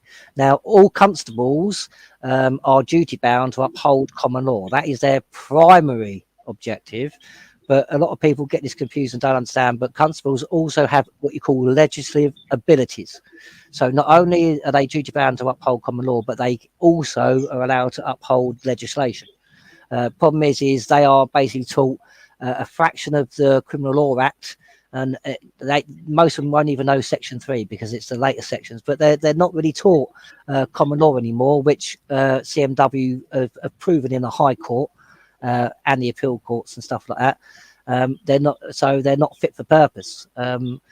This is why Magna Carta means so much, because Magna Carta quite clearly states only judges, constables and justices and that lot, only those that know the law and mean to observe it well will be able to uphold to police the law. So i.e. considering, for instance, in 1953, the Bar Association changed their exam from a lawful exam to a legal exam. And then by 3 years later, the whole education was changed to that of a lawful education to a legal, I'm going to say, indoctrination. So by our laws, by our common law, by our constitution, moreover, which nothing can override that, since I'd say, let's say 1960 to be safe, no judges, barristers or solicitors pass the muster. They do not meet the criteria for the Crown to actually put them in that position, because they are there, they learn legal, which is the colour of law, which technically speaking is like legalese and legislation. It is technically the undoing of natural law. So it's criminal in its essence. That's why they actually have a license to do so, because solicitors and barristers should not be using legalese in a courtroom on a daily basis, only when needed, and that should be on a very rare occasion. But yeah, we do have a common law police, but because they still do uphold what you'd call some common law compliant legislation, but most of them are not taught it. So yeah, agree with that. So thank you for that, Laura. Well, this is the thing, Laura. If the majority don't consent, I mean, some people say, well, if we don't consent, then the others will win. I can assure you the law is quite clear, okay? You have to consent to be governed. So if less than 50% are voting, then I would say by law, whatever acts and statutes come up with after that election cannot be put to the majority, because the majority have not agreed to be governed, so therefore they don't apply to them. Only the common law, the law of the land, and the constitution would apply to them. This is the bit where a lot of people kind of get mistaken and kind of buy into this thing. We have to vote, otherwise it's going to go the wrong way. It's like, well, no, we could actually just sort of say no. We have the right to not be governed, the same as we have a right to be governed. It's our choice. It's by consent. Lawful rebel, I need reminding of the process of taking yourself off the voters, well, the electoral roll. You can either phone up, they don't like to do that, or you can notify them in writing. It's pretty, they've made it a lot harder nowadays, because back when we first started it, doing kind of within the Dragons, a hell of a lot of people did it, and they cottoned onto it, so they try and scare people now and say, oh, it's by law and stuff like that. And it's sort of, no, that's an act and a statute, that's not law, sort of thing. So yeah, basically I would say the most effective way is to put it to writing, because and I would make sure you keep a copy and document that, because then that cannot be argued, and proof of that can be documented and shown in court at a later date if needed. Hello, Lee. Are you popping on tonight, Lee? I've only just seen you. Right, what I'll do, Lee, is I'm just about to put the link to the StreamYard in the chat now. If you click that link and follow the instructions, it'll bring you into the studio, and then I can add you from there. Jenny, yes, you missed Danny Roscoe, but I'm sure he'll come on again. I think he works nights, so we're lucky. We was kind of lucky to have him for as long as we did tonight, I think. And it's always a pleasure when people come on. So I'll ask Danny if he's willing to come on. Maybe we'll do the show just with Danny, with an open panel, maybe, or something like that. I don't know. We'll sort something out. I'm sure he'll come on again. We're all trying to push in the same direction, so we need this unity. Back in the early 2000s, I started an open uni law degree in order to take social services to court. It's swiftly that I would never be able to do that, and also saw a lot of business law, no common. Yes, because Laura, common law is been removed from our education system, and that because they don't want you to know or be able to use common law, because it overrides everything they do. It's more powerful, so you won't. And this is another reason why we had a problem with people believing us. But I can tell you, a small group of people, I was one of them, started attacking the Attorney General about certain things like that. We're not happy, actually, because I think it's just done in the right thing. But if you look at the new disclosure rules that were put out by the Attorney General in 2021, it mentions common law throughout the whole document multiple times. Unfortunately, though, they're going along with the fact that Parliament is sovereign, and for some reason they alert to the fact that they seem to think Parliament can create common law, which they can't. But that's neither here nor there. They can, I mean, the Bill of Rights is quite clear on that. They can legislate, but they can't create law unless without our consent. Yeah. Am I there at the end there? Can you see any more? Have I missed any questions? If you think, put me now, and I think I apologise, but I'm talking to a guest and things like that, and I'm doing certain things because I'm controlling the studio. Sometimes it gets a bit hard to send. But any other questions? If you want to come on, the link's there. If you want to ask them, and we'll do what we can. Yeah, find out now because I've got to watch the name in a minute, as I told you. Well, Lee, you've got to allow access to your microphone, mate. If you don't allow access, it won't allow you to come on. So you might have to come back out, allow access to your mic. You don't have to show your face or anything, but so you can switch your camera off. But you need to allow access to your microphone, otherwise I can't put you in, mate. See, this is the thing. I've never had these problems. It's like with Dennis the other night. It wouldn't even give me the box to add him as an option. You just hovered over the bot, and it wouldn't do anything. Kind of what it's doing. But Lee's is saying device is not connected because he hasn't given permissions for the mic. But Dennis the other night, it didn't have any of that. And then I don't know if he changed his name on that thing or whatever. But after all of a sudden, he may have done his permissions. I don't know. But all of a sudden, I could add him in. Same happened with you, I think, wasn't it, Jenny? You had the same as Lee's having now because you have to allow access. You have to allow StreamYard access to your microphone to be able to use it in the studio, and you didn't do it. That's why I couldn't get you in. But it's sort of like we're getting there. I mean, hopefully tonight people are starting to understand it's like, and we will be doing more of these. It's like myself and Gary are in touch. Obviously, constitutional movement worldwide is a global thing, and we are doing a lot of things in the background, and we are in contact with a lot of different groups from a lot of different countries. And as you started to hear tonight, many of us are trying to all kind of do an action or stand up for at the same time.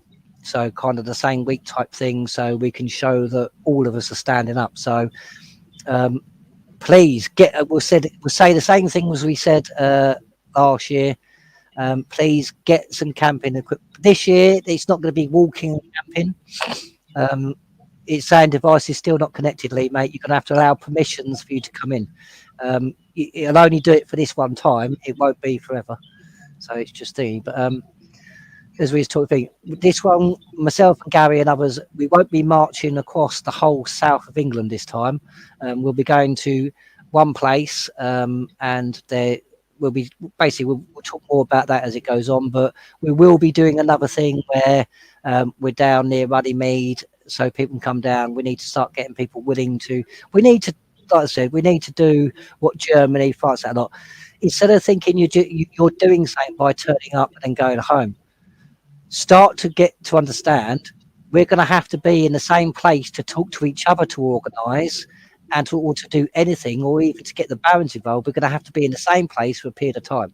So start getting your head around the fact that you may have to spend a week in a tent to make sure that our rights are upheld and we can stop the WF from taking control of our country.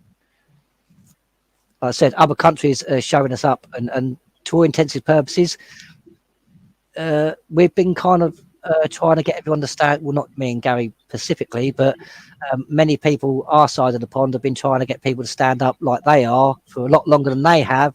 For some reason, unity is taking them less time to do.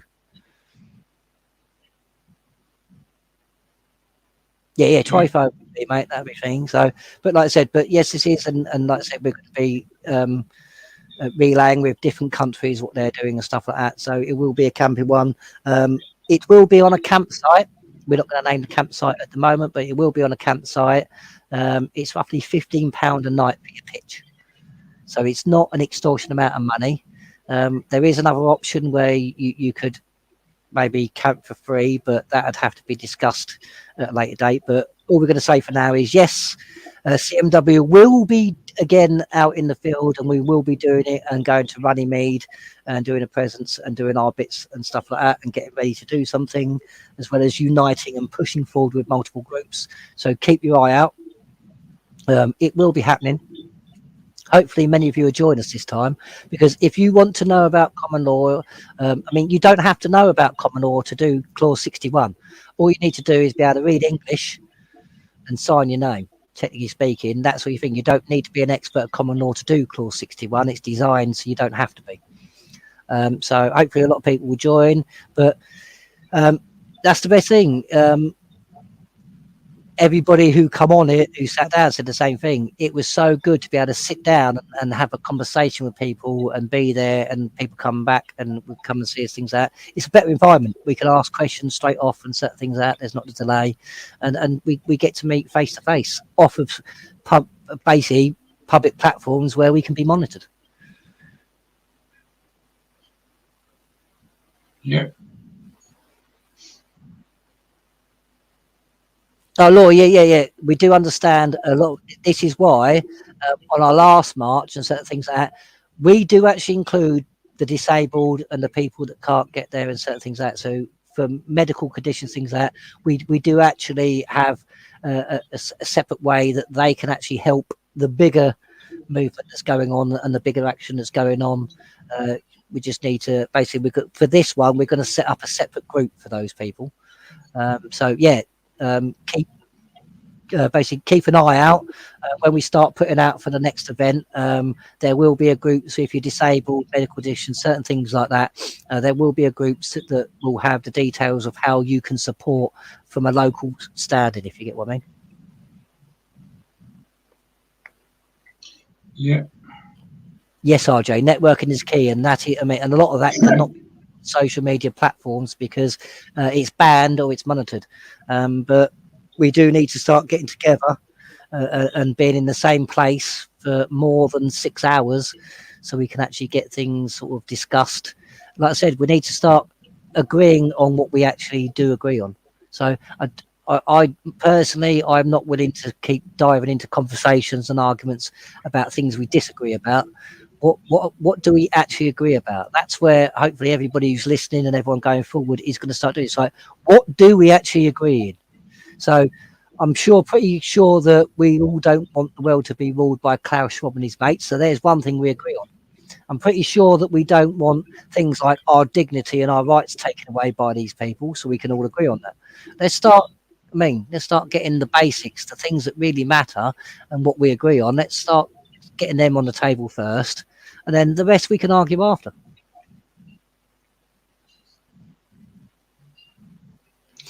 Yeah, Laura, we've been doing this since day one because within CMW itself, we have a fair amount of disabled people. It's still doing the same thing, Lee, saying device not connected. I think it's either your permissions or something like that. I'm not sure. If you can't go on tonight, I will arrange you coming on though, mate. But keep trying, please. Won't be going for too much longer, but yeah, Law, yeah, we've known this from the beginning. That's why it's like the last march we did. There was multiple people that was doing things in their local area. There is ways to disabled and things like that can still do the exact same thing we're doing, but a symbolic, less, I would say, physical version of it. But yeah, everybody has a part to play in what we're doing and what needs to happen. And nobody should be left out. Like I said all night, maximum law, to include one is to exclude all others. And we're not going to do that. So we're including everyone. Just because you can't, like, for instance, like last year when myself and, I mean, Gary's got multiple hernias. I mean, he's in his 60s. I mean, he's not in his 20s running around playing football anymore. But it was about between 140 and 160 miles we covered. We, at no point, even though we did have a couple of disabled people. I mean, it's like, for instance, Tanya in the chat, she had to come along. She often has to use crutches to aid her walking. She managed to walk to do quite a lot of the march. But we do understand about disabilities, medical conditions. So if you're worried, if you want to know how you can be thinking, there is Facebook groups, Telegram groups, things like that. We will again put out the links to these groups as we start highlighting and publicising what we're doing. So jump in the groups, and then you can then we can then deal with how you can help us in your local area in a local manner. But yeah, like I said, unity is key now, people. Unity is key. And people have got to understand that it's like you have to take part. If you are not taking part, then you are basically agreeing with what they're doing. And this is what people have got to understand. And you can't leave it. Like I said, Nigel Farage is not going to come in on a white horse and save the day. Tommy Robinson can't come in on a white horse and save the day. Nor can any political party come in and save the day. Not in the time frame we have. They signed a pandemic treaty next year. And then that means that whenever they call a pandemic, it means everything ceases. So there'll be no elections, no nothing. And it's not like before. There is no time limit on how they can keep that running for. So this could be, they could call a pandemic, and then for the rest of our lives we're under that pandemic treaty. So we need to stop this before. And unfortunately, we've tried doing this like at least I'd say at least 1 million people have tried doing this with PESCO and certain other things with the voting situation, and they still went and signed it. So it's now to force the hand, if you get what I mean, but without using violence. But yeah, I hope that helps, Laura. So any carers or disabled things like that, you are not being left behind, and you are not excluded. In fact, you're just as valuable and just as relevant as anybody else. That's the beautiful thing about Clause 61, because it doesn't matter if you was a general in the army. You are no higher than me. But because you was a general in the army, you're expected by law to use your abilities to make sure that things are done the best way possible. But yeah, there's me. If you truly want an equal and even playing field, that's 61 for you. Right. Does anyone else want to come on? Or not? Because if not, what we'll do is we'll wrap it up and we'll do a show in a few days or so. Hoping everybody sort of appreciated the guest tonight. It was nice to have Rafy on again. Good to have Danny on. Like I said, Danny always comes with good points and a mature discussions. I like having Danny on. But yeah, hopefully some of the information has answered some of the questions for you all, and we'll definitely do it again. Anything you want to add, Gary? No, that's it. No, if I'm happy with what you've done tonight, anyway. It's going to be nice to actually use a Cavendish here. I would like to set up a teaching section of common law as I learn and do an action alongside others who are acting as living beings. Yeah, Laura, as I said earlier on in the thing, we are actually going to, because nobody else has done it. Nobody else has done the manual like we are, and we are going to be doing a series of videos, basically. They'll be involved in the PDF, and it's all for free. So this is teaching aids, because Constitutional Movement Worldwide was founded by myself and Gary Clarke as an educational movement, because the end goal for us, the win for us, is to have it back in the education system. So anybody who's willing to teach and learn, but this is the thing, people have got to teach the right stuff. Myself and Gary and CMW are forever having to deal with people that have gone to other so-called experts and they've landed up in a heap of trouble, and then we have to somehow fix that for people. So I'm not calling out anybody, I'm not saying no names or anything like that, but there is very little people in the movement that know enough to or know the correct way to teach people. I'll say there's even less people that have ever actually been to a court or actually tried to put what they're saying you should do to the test, whereas we've dealt with the education system, we've dealt with the court system, we've dealt with social services, we've dealt with housing, stuff like that. We've dealt with all of this. This is how comes we've got the experience we have, because we do it. We always prove concept first if we can't prove it, and we always use ourselves as guinea pigs.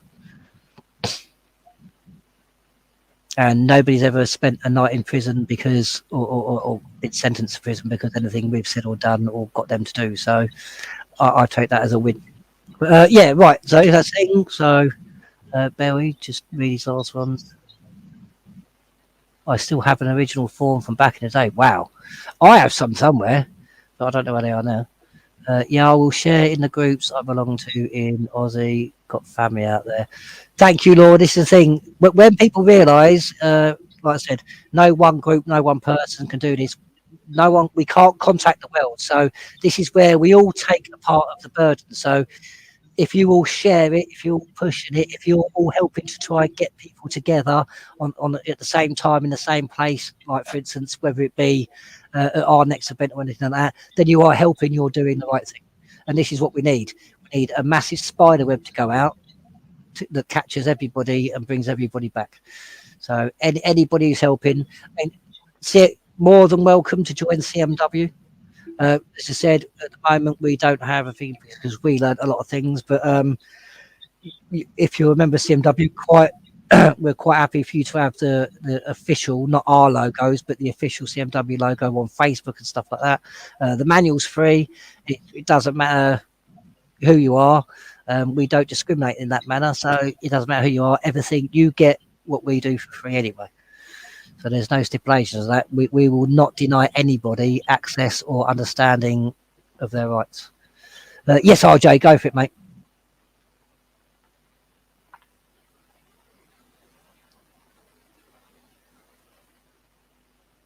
So, RJ just wants to ask one last question before we go. Yeah.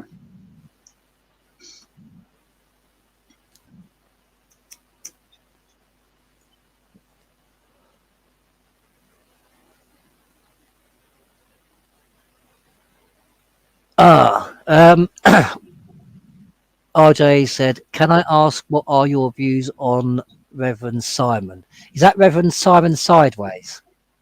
Are you referring to? Yeah.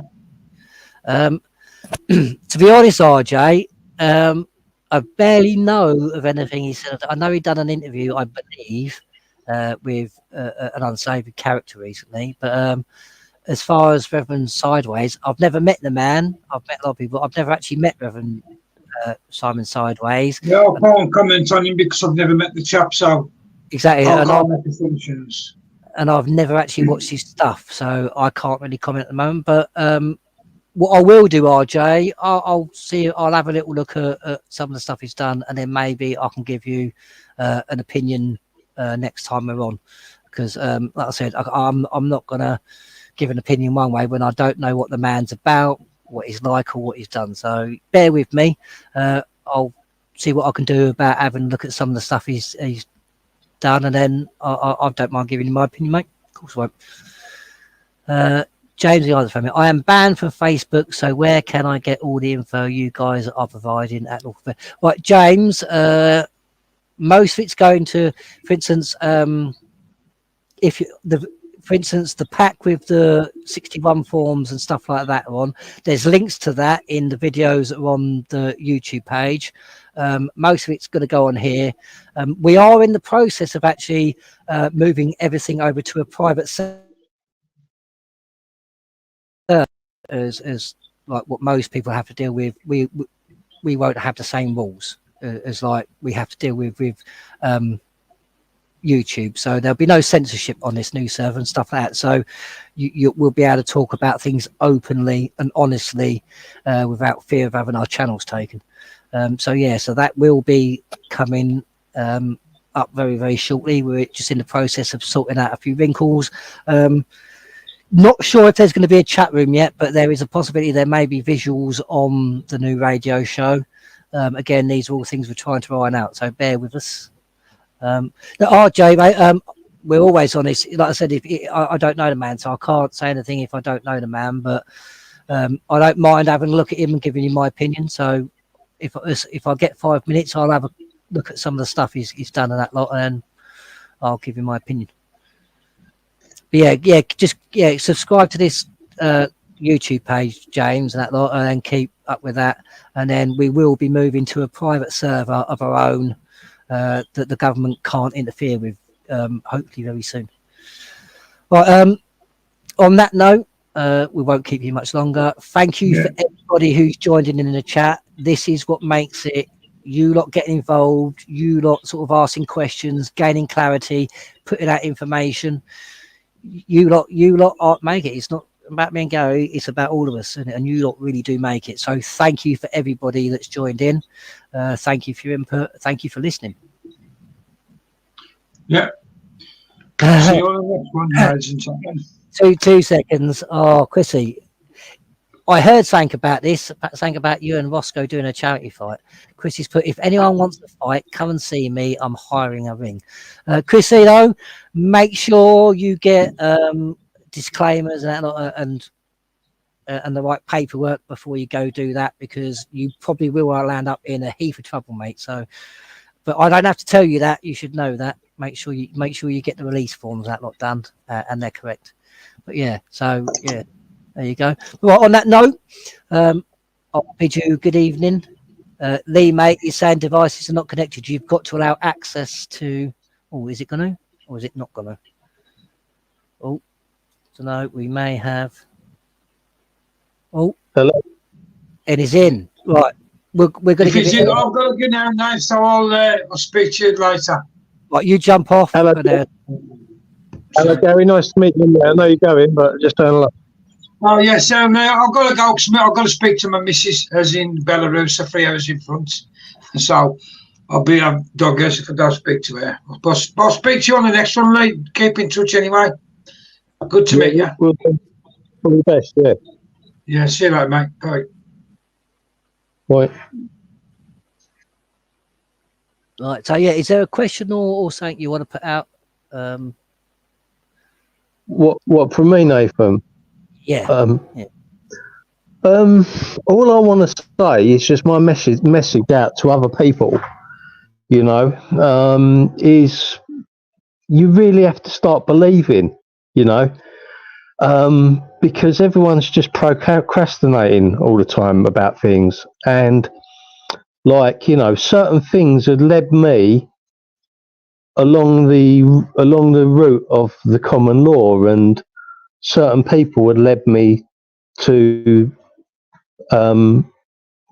this point, and that's just what I want to say to people. It's like the only thing what really is making any common sense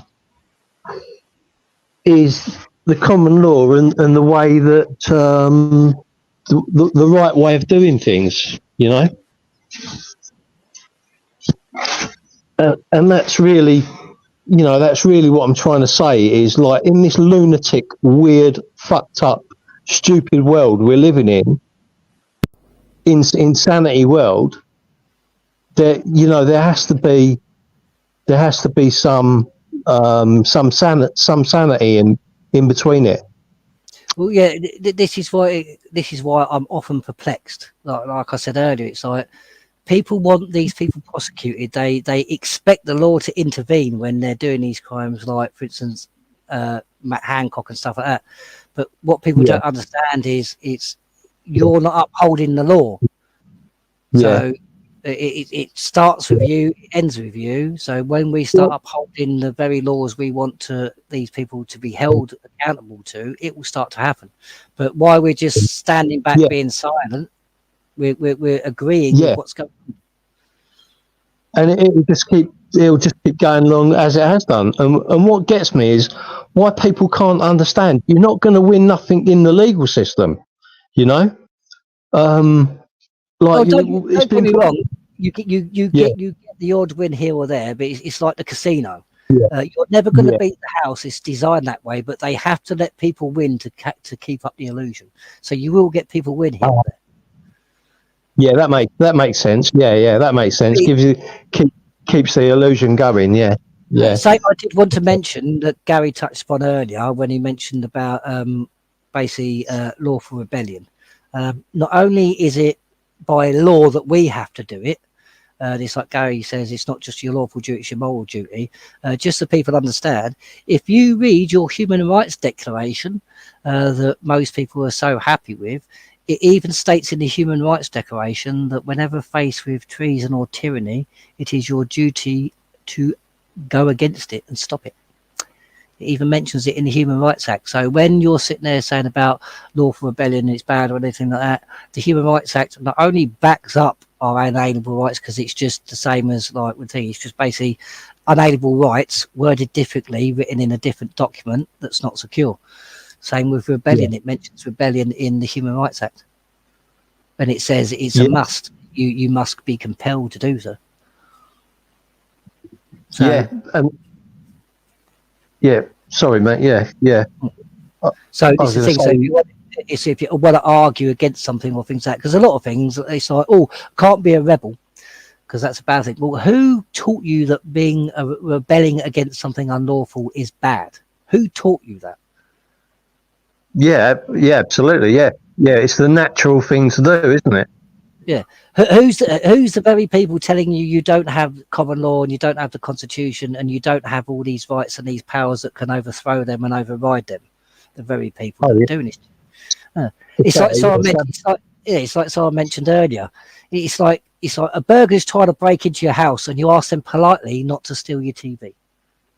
Do you think that burglar's going to listen, or do you think he's going to take the TV and everything and the iPod and the iPhone?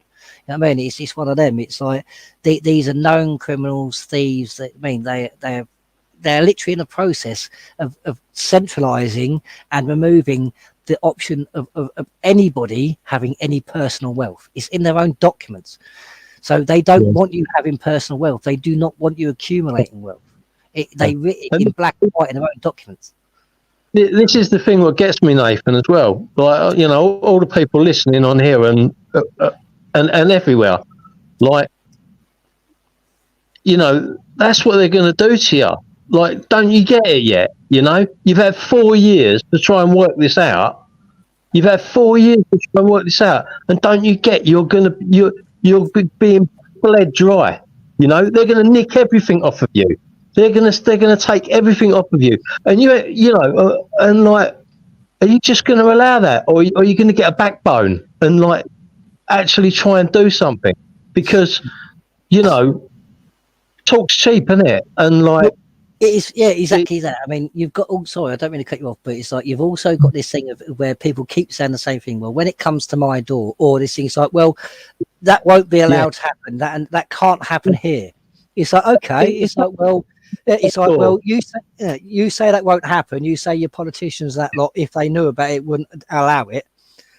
Well, November of last year, your politicians knew that they was going to amend the international health regulations so that your right to dignity was going to be removed, your right to elections and freedom and democracy. They even state in that document that they are going to control all social media and all outlets. So the only narrative that you'll get once they call a pandemic is their information.